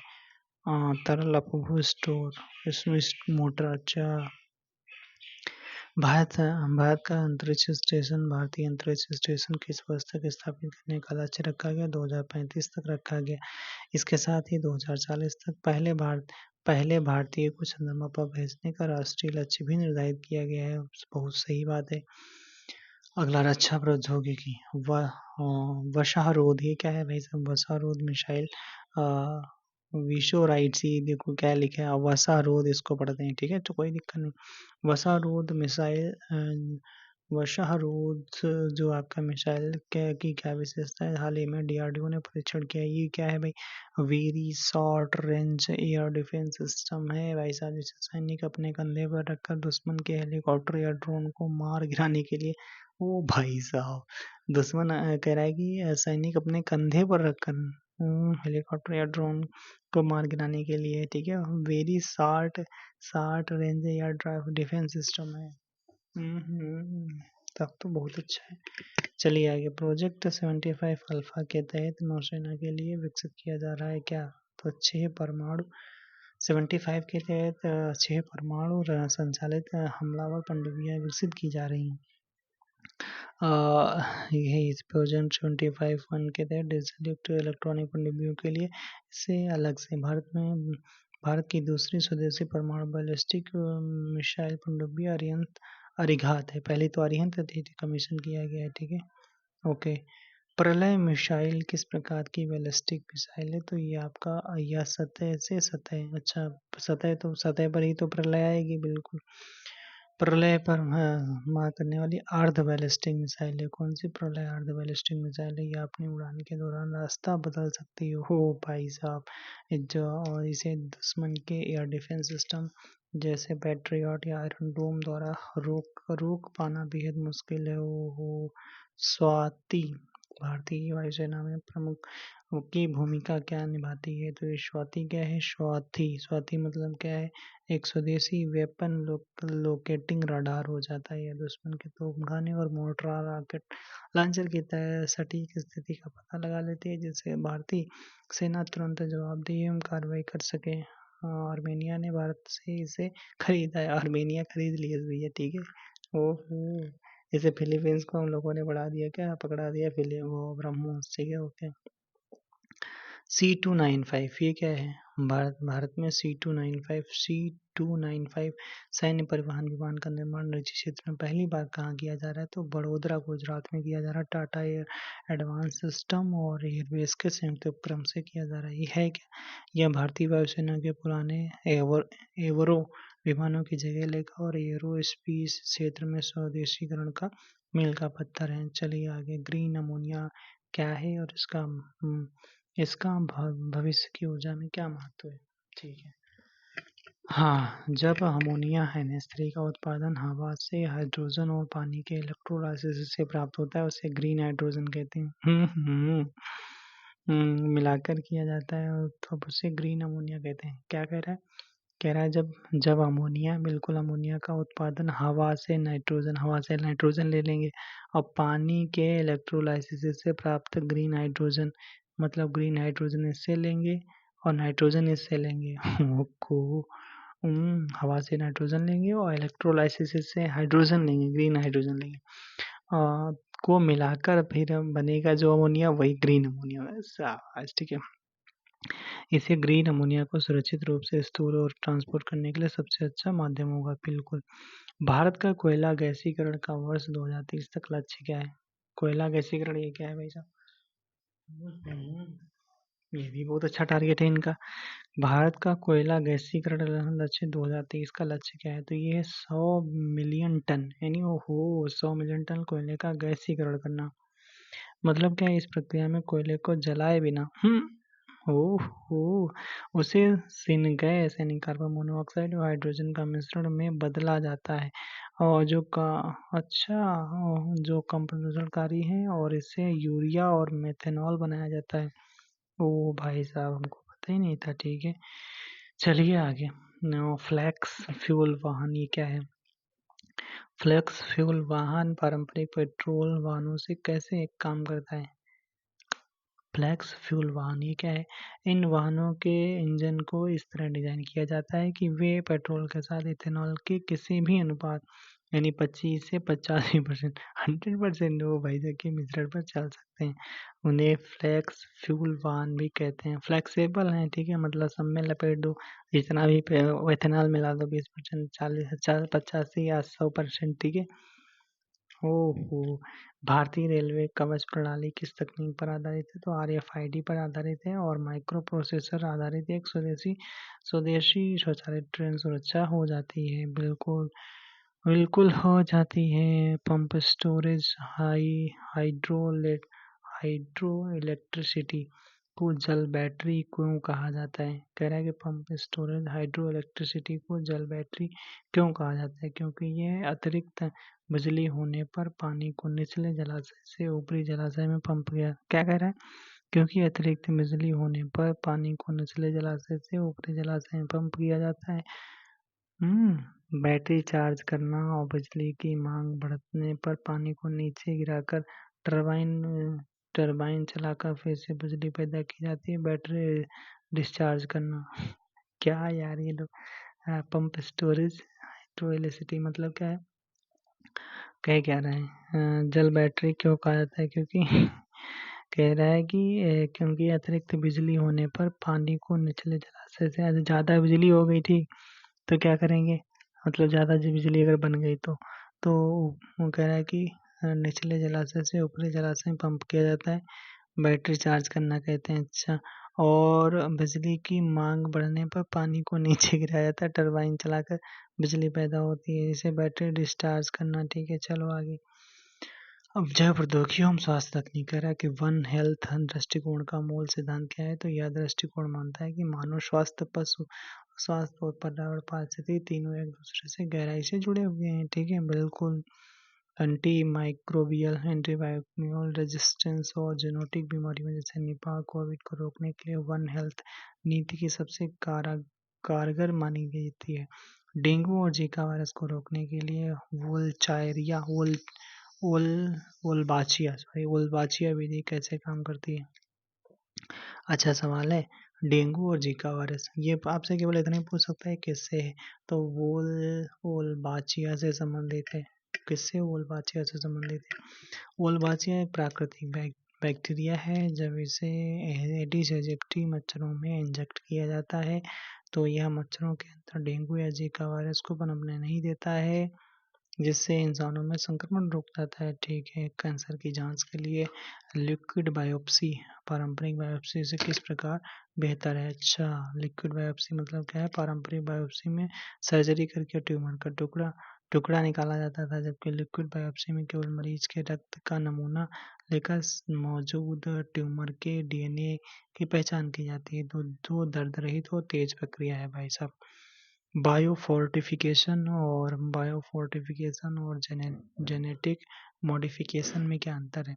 बायोफोर्टिफिकेशन में पारंपरिक कृषि प्रजनन के माध्यम से फसलों के पोषण मूल्य को बढ़ाया जाता है। अच्छा, बायोफोर्टिफिकेशन मतलब क्या है कि पारंपरिक कृषि प्रजनन के माध्यम से फसलों के पोषण, विटामिन, खनिज मूल्य को बढ़ाया जाता है, जैसे जिंक युक्त गेहूं। अच्छा, और जेनेटिक मॉडिफाइड फसलों में किसी बाहरी जीव का जीन डीएनए प्रयोगशाला में फसल के डीएनए में डाला जाता है। अच्छा, पादप आधारित मांस या मांस मीट में लाल रंग और खून जैसा स्वाद लाने के लिए किस जैविक अणु का उपयोग किया जाता है? क्या कह रहा है? पादप आधारित मांस है, ठीक है, और मॉक मीट में लाल रंग और जैसा खून स्वाद लाने के लिए किस जैविक अणु का प्रयोग किया जाता है? तो लेग हीमोग्लोबिन मुख्य रूप से सोयाबीन की जड़ों से प्राप्त किया जाता है। चलिए आगे। मैजिक एंगल ग्राफीन की क्या विशेषता है और जिससे भौतिकी में तहलका मचा दिया? हो मैजिक एंगल ग्राफीन है क्या?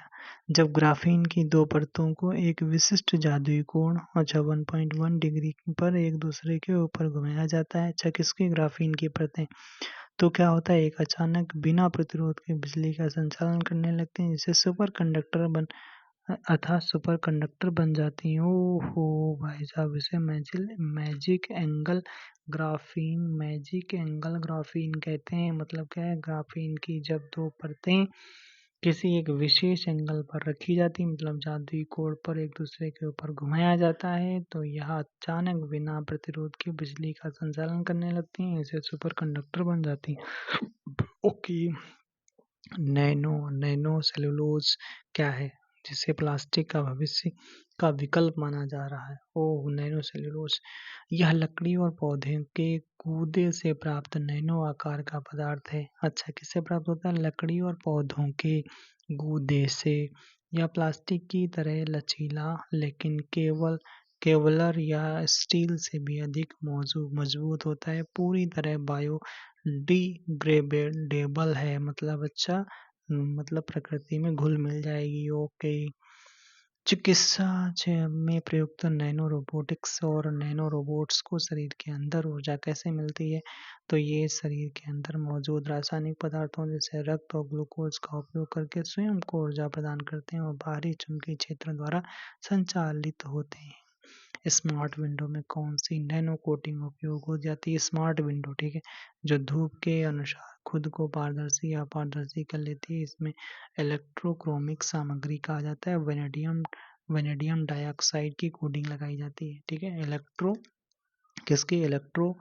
इलेक्ट्रोक्रोमिक सामग्री, ठीक है, और यह वेनेडियम डाइऑक्साइड की कोटिंग लगाई जाती है। कोटिंग, ठीक है। कार्बन कार्बन क्वांटम डॉट्स का उपयोग मुख्य रूप से किस क्षेत्र में किया जा रहा है?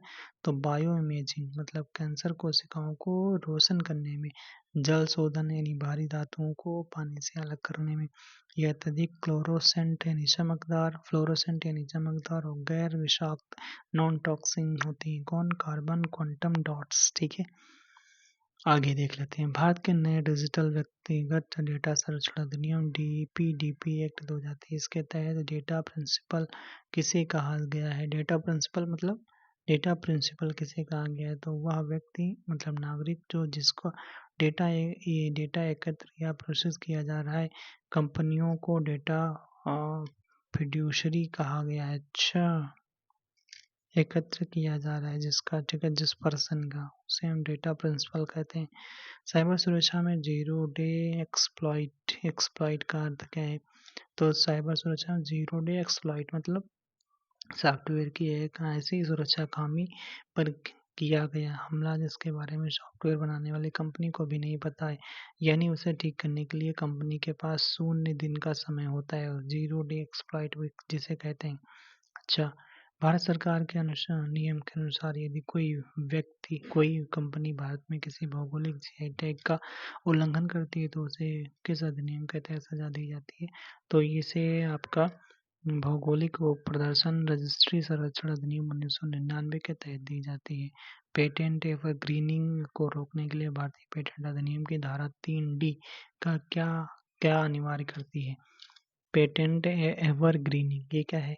यह अनिवार्य करती है कि किसी पुरानी दवा में मामूली बदलाव करके नया पेटेंट तभी मिलेगा जब वह पुरानी दवा की तुलना में चिकित्सीय प्रभावकारिता में उल्लेखनीय रूप से अधिक बेहतर हो। मतलब थोड़ा सा तुम बदले और ज़्यादा लाभ नहीं हो रहा है तो फायदा क्या है? ठीक है, और 3D मतलब धारा 3D के तहत, ठीक है, भारतीय पेटेंट अधिनियम पेटेंट एवरग्रीनिंग। ठीक है, अच्छा, अगला सवाल है सूचना प्रौद्योगिकी नियम 2021 के तहत डीप फेक की पहचान करने के लिए एआई कंपनियों का क्या नई बाध्यता लगाई गई है? तो ये लगाई गई है क्या कि सभी एआई जनित सामग्री तस्वीर, वीडियो या ऑडियो पर अनिवार्य रूप से डिजिटल वाटरमार्क या लेबल लगाना ताकि फर्जी जानकारी की पहचान हो सके। अच्छा, सुपर कंप्यूटिंग क्वांटम सेमीकंडक्टर देख लेते हैं। कह रहा है कि भारत की डिस्ट्रीब्यूशन पारंपरिक एन्क्रिप्शन जैसे आर RSA से किस प्रकार 100% सुरक्षित है? अच्छा, QKD मतलब आपका क्वांटम की डिस्ट्रीब्यूशन, ये क्या है? क्वांटम की डिस्ट्रीब्यूशन गणितीय एल्गोरिथम पर नहीं बल्कि क्वांटम भौतिकी के नियमों पर आधारित है। यदि कोई हैकर तीसरा व्यक्ति डेटा को बीच में पढ़ने की कोशिश करता है तो क्वांटम व्यवस्था तुरंत बदल जाती है, सेंडर और रिसीवर को हैकिंग का पता चल जाता है। हो भाई साहब। अच्छा, भारत में सेमीकंडक्टर निर्माण को बढ़ावा देने के लिए भारत सरकार द्वारा कौन सा मिशन चलाया जा रहा है? तो इंडिया सेमीकंडक्टर मिशन चलाया जा रहा है। ठीक है, इसमें 76,000 करोड़ रुपए के PLI यानी प्रोडक्शन लिंक इंसेंटिव योजना के तहत लागू किया गया है। 76,000 करोड़ हो भाई साहब, कहो भाई साहब। Quantum computer quantum computer data process करने के लिए बिट्स 0 और 1 के बजाय किसका उपयोग करते हैं? तो क्यूबिट्स का उपयोग करते हैं। क्यूबिट्स सुपरपोजिशन के सिद्धांत पर कार्य करते हैं जिसमें वे एक समय में 0 और 1 दोनों अवस्थाओं में भाई साहब सा करके एक साथ काम कर सकते हैं। ठीक है, कृत्रिम AI में मशीन लर्निंग और डीप लर्निंग में मुख्य अंतर क्या है? तो मशीन लर्निंग जो है मानव हस्तक्षेप की आवश्यकता होती है और ताकि एल्गोरिथम को फीचर बताए जा सके, और डीप लर्निंग में जो आर्टिफिशियल न्यूरल नेटवर्क पर आधारित है यानी ANN पर आधारित है, मानव मस्तिष्क की तरह कार्य करती है, बिना मानव के हस्तक्षेप के विशाल डेटा से खुद सीखती है। कौन? डीप लर्निंग, वो डीप है भाई साहब। अगला, डार्क फाइबर टेलीकॉम सेक्टर में किसे कहा जाता है? डार्क फाइबर टेलीकॉम सेक्टर में किसे कहा जाता है? तो छिपाई गई वह ऑप्टिकल फाइबर केबल जिसका उपयोग अभी तक नहीं किया जा रहा है, यानी जो निष्क्रिय या अनलिट हैं, इसे भविष्य की मांग के लिए सुरक्षित रखा जाता है। ओ भाई, डार्क फाइबर कहा जाता है। ओके, अगला सवाल, भारतीय संस्थान किस भारतीय संस्थान ने सुपर कंप्यूटर परम पोरूल रूल स्थापित किया है, तो NIT तिरुचिरापल्ली ने किया है। ओके। वेब ब्राउज़र में इस्तेमाल होने वाली कुकीज़ का मुख्य कार्य क्या होता है? तो वेबसाइटों द्वारा उपयोगकर्ता के डिवाइस पर स्टोर की गई छोटी टेक्स्ट फाइलें जो लॉगिन जानकारी और उपयोगकर्ता की प्राथमिकताओं को याद रखती हैं। ठीक है। लार्ज लैंग्वेज मॉडल जैसे ChatGPT को प्रशिक्षित करने के लिए उपयोग किए जाने वाले न्यूरल नेटवर्क वास्तुकला का नाम क्या हो जाता है? तो ट्रांसफॉर्मर लर्निंग कहा जाता है इसे। ठीक है। और 2017 में गूगल के शोधकर्ताओं द्वारा attention is all you need नामक पेपर में पेश किया गया था। Attention is all you need. Swarm drone रक्षा तकनीक में क्या काम करते हैं? स्वार्म मतलब झुंडों में। ठीक है। यह दर्जनों या सैकड़ों छोटे ड्रोन्स का एक समूह है जो आर्टिफिशियल इंटेलिजेंस की मदद से आपस में संचार करते हुए एक साथ झुंड में दुश्मन के रडार या ठिकानों पर हमला करते हैं, और जिसे रोकना लगभग असंभव होता है। स्वार्म ड्रोन तकनीक। अगला, इसरो इसरो का आदित्य L1 मिशन सूर्य के किस हिस्से का मुख्य रूप से अध्ययन करेगा? तो भाई साहब, सूर्य के बाहरी वायुमंडल कोरोना और क्रोमोस्फेयर का अध्ययन करेगा। कोरोना का करेगा और किसका? क्रोमोस्फेयर का करेगा। इसमें लगे पेलोड VELC का उद्देश्य यह पता लगाना है कि सूर्य का कोरोना उसकी सतह से बहुत अधिक गर्म क्यों है। हो भाई साहब, चलिए आगे। सार्स कोव 2 ये क्या है? सार्स कोव 2 वायरस का स्पाइक प्रोटीन मानव शरीर की कोशिकाओं के किस रिसेप्टर से जुड़ा है? तो ACE2। ACE2 मतलब एंगियोटेंसिन कन्वर्टिंग एंजाइम 2 रिसेप्टर से जुड़ा है। भारत में राष्ट्रीय विज्ञान दिवस 28 फरवरी को किस घटना के उपलक्ष्य में मनाया जाता है? तो CV रमन द्वारा रमन प्रभाव की खोज के लिए उपलक्ष्य में मनाया जाता है। ग्रे वाटर और ब्लैक वाटर। ग्रे वाटर और भाई साहब ब्लैक वाटर में अंतर क्या है? ग्रे वाटर क्या होता है? ग्रे वाटर मतलब सिंक, शावर, वॉशिंग मशीन से निकलने वाला कम दूषित पानी है। ग्रे वाटर किससे किससे निकला जाता है? कि ये सिंक से, शावर से, वॉशिंग मशीन से निकलने वाला कम प्रदूषित पानी है, जिसे आसानी से रिसाइकल किया जा सकता है। अच्छा, अब ब्लैक वाटर क्या है? ब्लैक वाटर जो स्मूथ ना शौचालय से निकलने वाला पानी, जिसमें खतरनाक रोगजनक होते हैं। ओके। LED स्क्रीन में प्रकाश को नियंत्रित करने के लिए किस भौतिक गुण का प्रयोग किया जाता है? तो LED स्क्रीन में प्रकाश को नियंत्रित करने के लिए हम ध्रुवीकरण का प्रयोग करते हैं। किसका? ध्रुवीकरण का, पोलराइजेशन ऑफ लाइट का। वर्चुअल प्राइवेट नेटवर्क कैसे सुरक्षा प्रदान करता है? VPN यह उपयोगकर्ता के इंटरनेट ट्रैफिक को इनक्रिप्ट कर देता है और सुरक्षित टनल बनाता है, जिससे ISP और हैकर यह नहीं देख पाते हैं उपयोगकर्ता इंटरनेट पर क्या कर रहा है। ओहो, ठीक है, VPN। अगला, जब अंतरिक्ष यात्री अंतरिक्ष में लंबे समय तक रहते हैं तो सूक्ष्म गुरुत्वाकर्षण के कारण उनके शरीर में क्या मुख्य बदलाव होता है? तो हड्डियों के घनत्व में कमी आ जाती है, जिसे ऑस्टियोपोरोसिस कहा जाता है, और मांसपेशियों के क्षरण हो जाता है, मसल्स एट्रोफी कहा जाता है। ओह, हड्डियों के घनत्व में कमी हो जाती है और मांसपेशियों का क्षरण होने लगता है। ओह, क्यों? क्योंकि गुरुत्वाकर्षण के कारण। ठीक है, सूक्ष्म गुरुत्वाकर्षण के कारण। अगला, सॉलिड स्टेट ड्राइव यानी SSD पारंपरिक हार्ड ड्राइव यानी हार्ड ड्राइव से तेज क्यों हो जाती है? क्योंकि SSD में कोई घूमने वाला यांत्रिक हिस्सा नहीं होता है, जबकि फ्लैश मेमोरी NAND का उपयोग करके डेटा स्टोर करती है, जबकि HDD में चुंबकीय डिस्क घूमती है। भारत सरकार का दीक्षा पोर्टल किस तकनीक का उपयोग करता है और शिक्षा को डिजिटल कर रहा है? तो यह क्यूआर कोड तकनीक का उपयोग करता है, जिससे स्कैन करके छात्र पाठ्य पुस्तकों से संबंधित डिजिटल सामग्री तक पहुंच सकते हैं। ठीक है, कौन? दीक्षा पोर्टल। दीक्षा, कौन सा दीक्षा? क्या या फालतू पढ़ाना लिखाना नहीं ना, भर्ती करना है दुनिया भर का। कृत्रिम क्लाउड सीडिंग, कृत्रिम वर्षा में बादलों में रसायन छोड़ने के लिए भौतिक प्रक्रिया का सहारा लिया जाता है, तो वो कंडेंसेशन मतलब संघनन कल किया जाता है। रसायन हवा में मौजूद जलवाष्प के लिए संघनन नाभिक का काम करते हैं, और जिससे पानी की बूंदें भारी होकर बारिश के रूप में गिरती हैं। हम लोग 200 सवाल पे चल रहे हैं। 200 सवाल, भारत के रक्षा अनुसंधान एवं विकास संगठन का ध्येय वाक्य ध्येय वाक्य क्या है? तो बलस मूलम विज्ञानम हो जाता है। शक्ति का आधार विज्ञान है, बिल्कुल ठीक है, जो रक्षा तकनीक में विशेष संकल्प को दर्शाता है। तो कैसा लगा वीडियो दोस्तों, कमेंट बॉक्स में जरूर बताइएगा। हमने 1.5 घंटे में 200 से ज़्यादा सवाल करें और इम्पोर्टेंट करें और सारे डीप लेवल के करें। ओके बाय, फिर मिलेंगे नेक्स्ट वीडियो। कैसा लगा वीडियो कमेंट बॉक्स में जरूर बताइएगा। ओके।